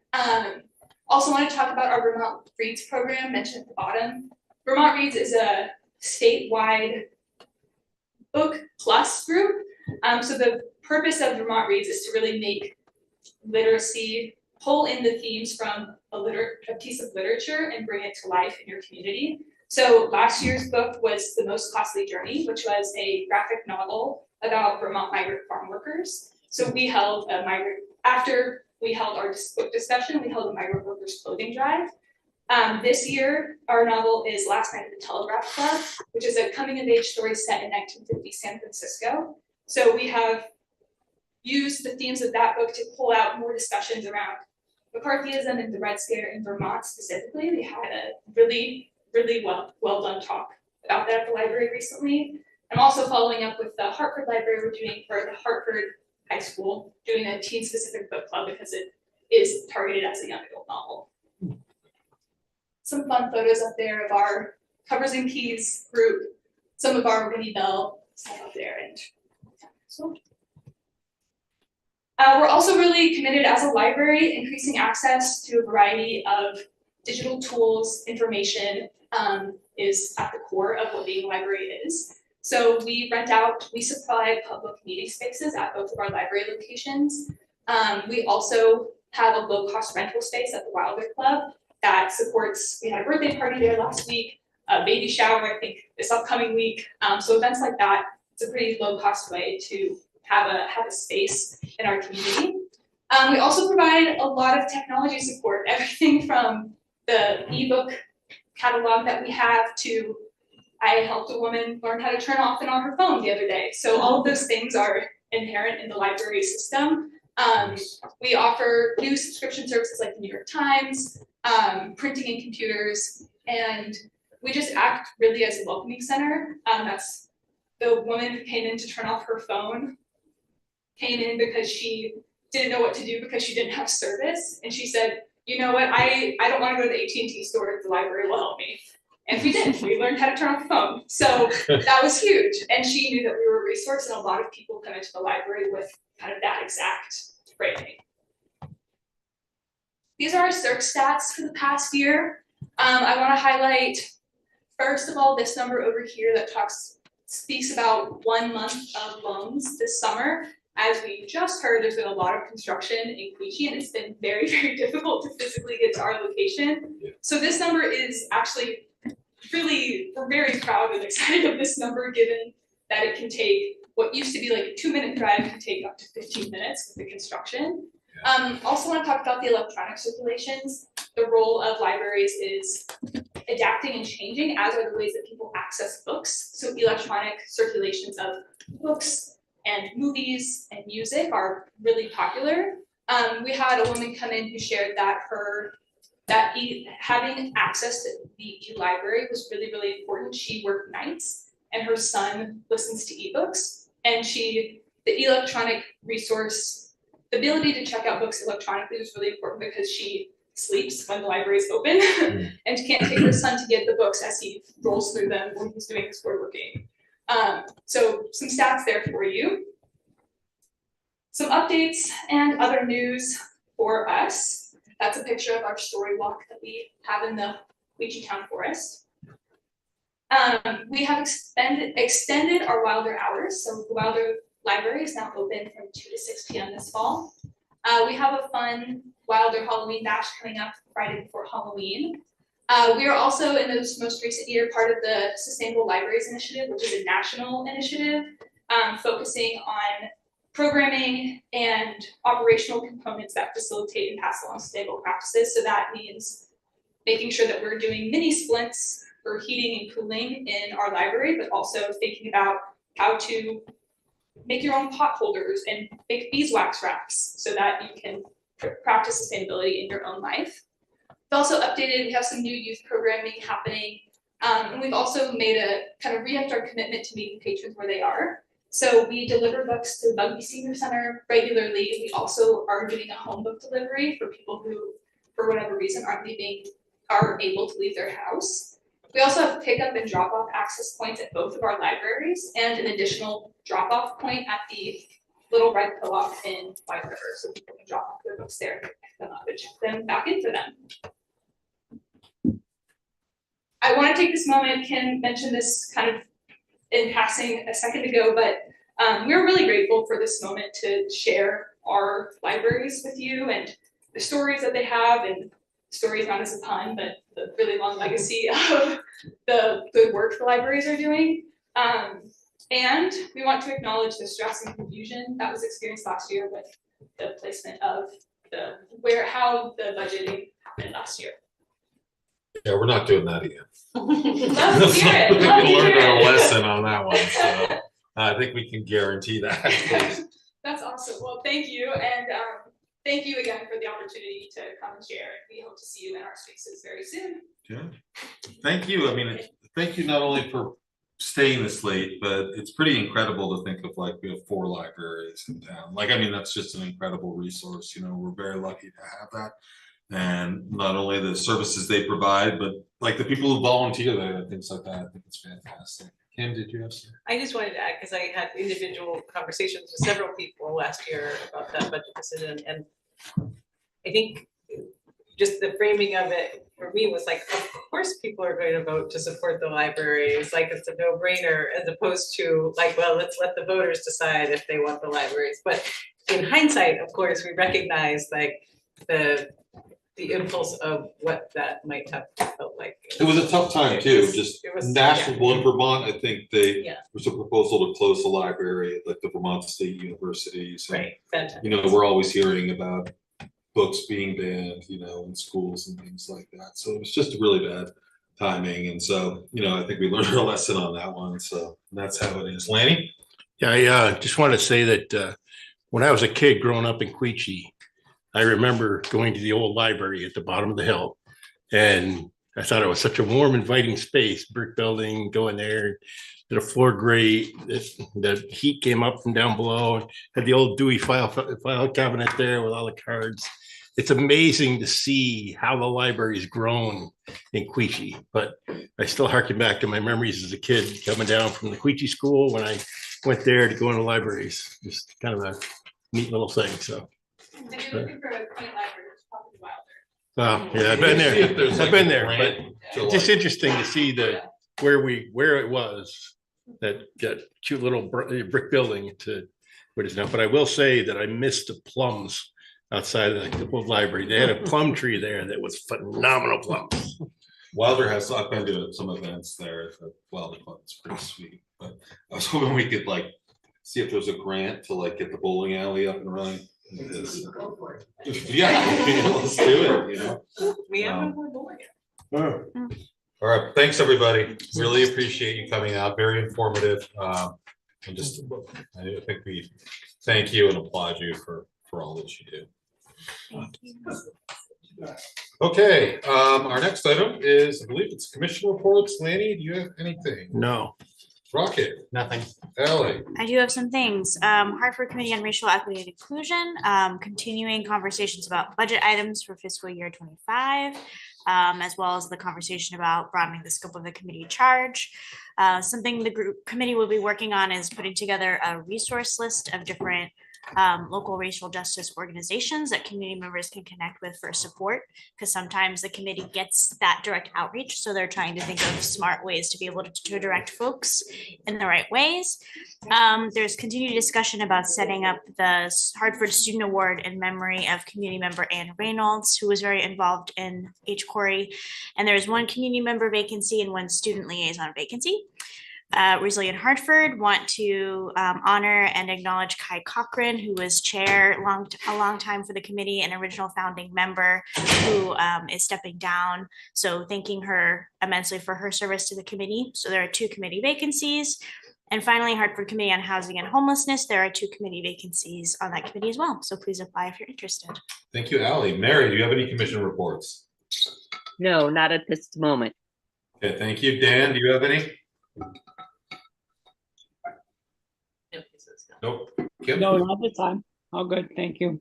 Thanks, Dan. Kim? I just have a quick one. I couldn't attend planning commission last night because there was an abatement hearing, but they did meet and discuss a preliminary sketch plan review of a self-storage facility on Route 4 in Quechee, consisting of a 500 unit project in a phased manner. It was just preliminary, no action was taken, and there was another application, but it was withdrawn. So that was what they discussed last night. Okay, thank you, Kim. I don't have any commission reports, so consent agenda. I don't know if you want to do it, Kim, just because you're the person here. Dan wants to, Sure. or if anyone wants to. this- Right, here we go. Anyone else?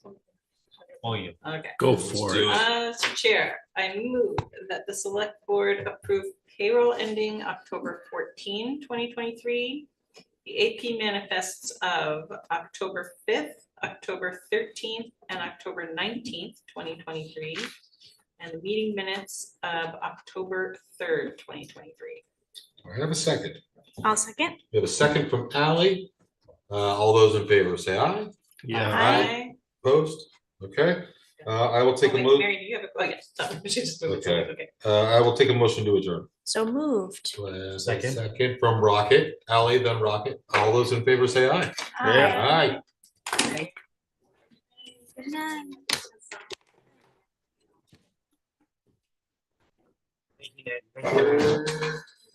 Thanks, John. Thank you all. Sorry, I was looking for it.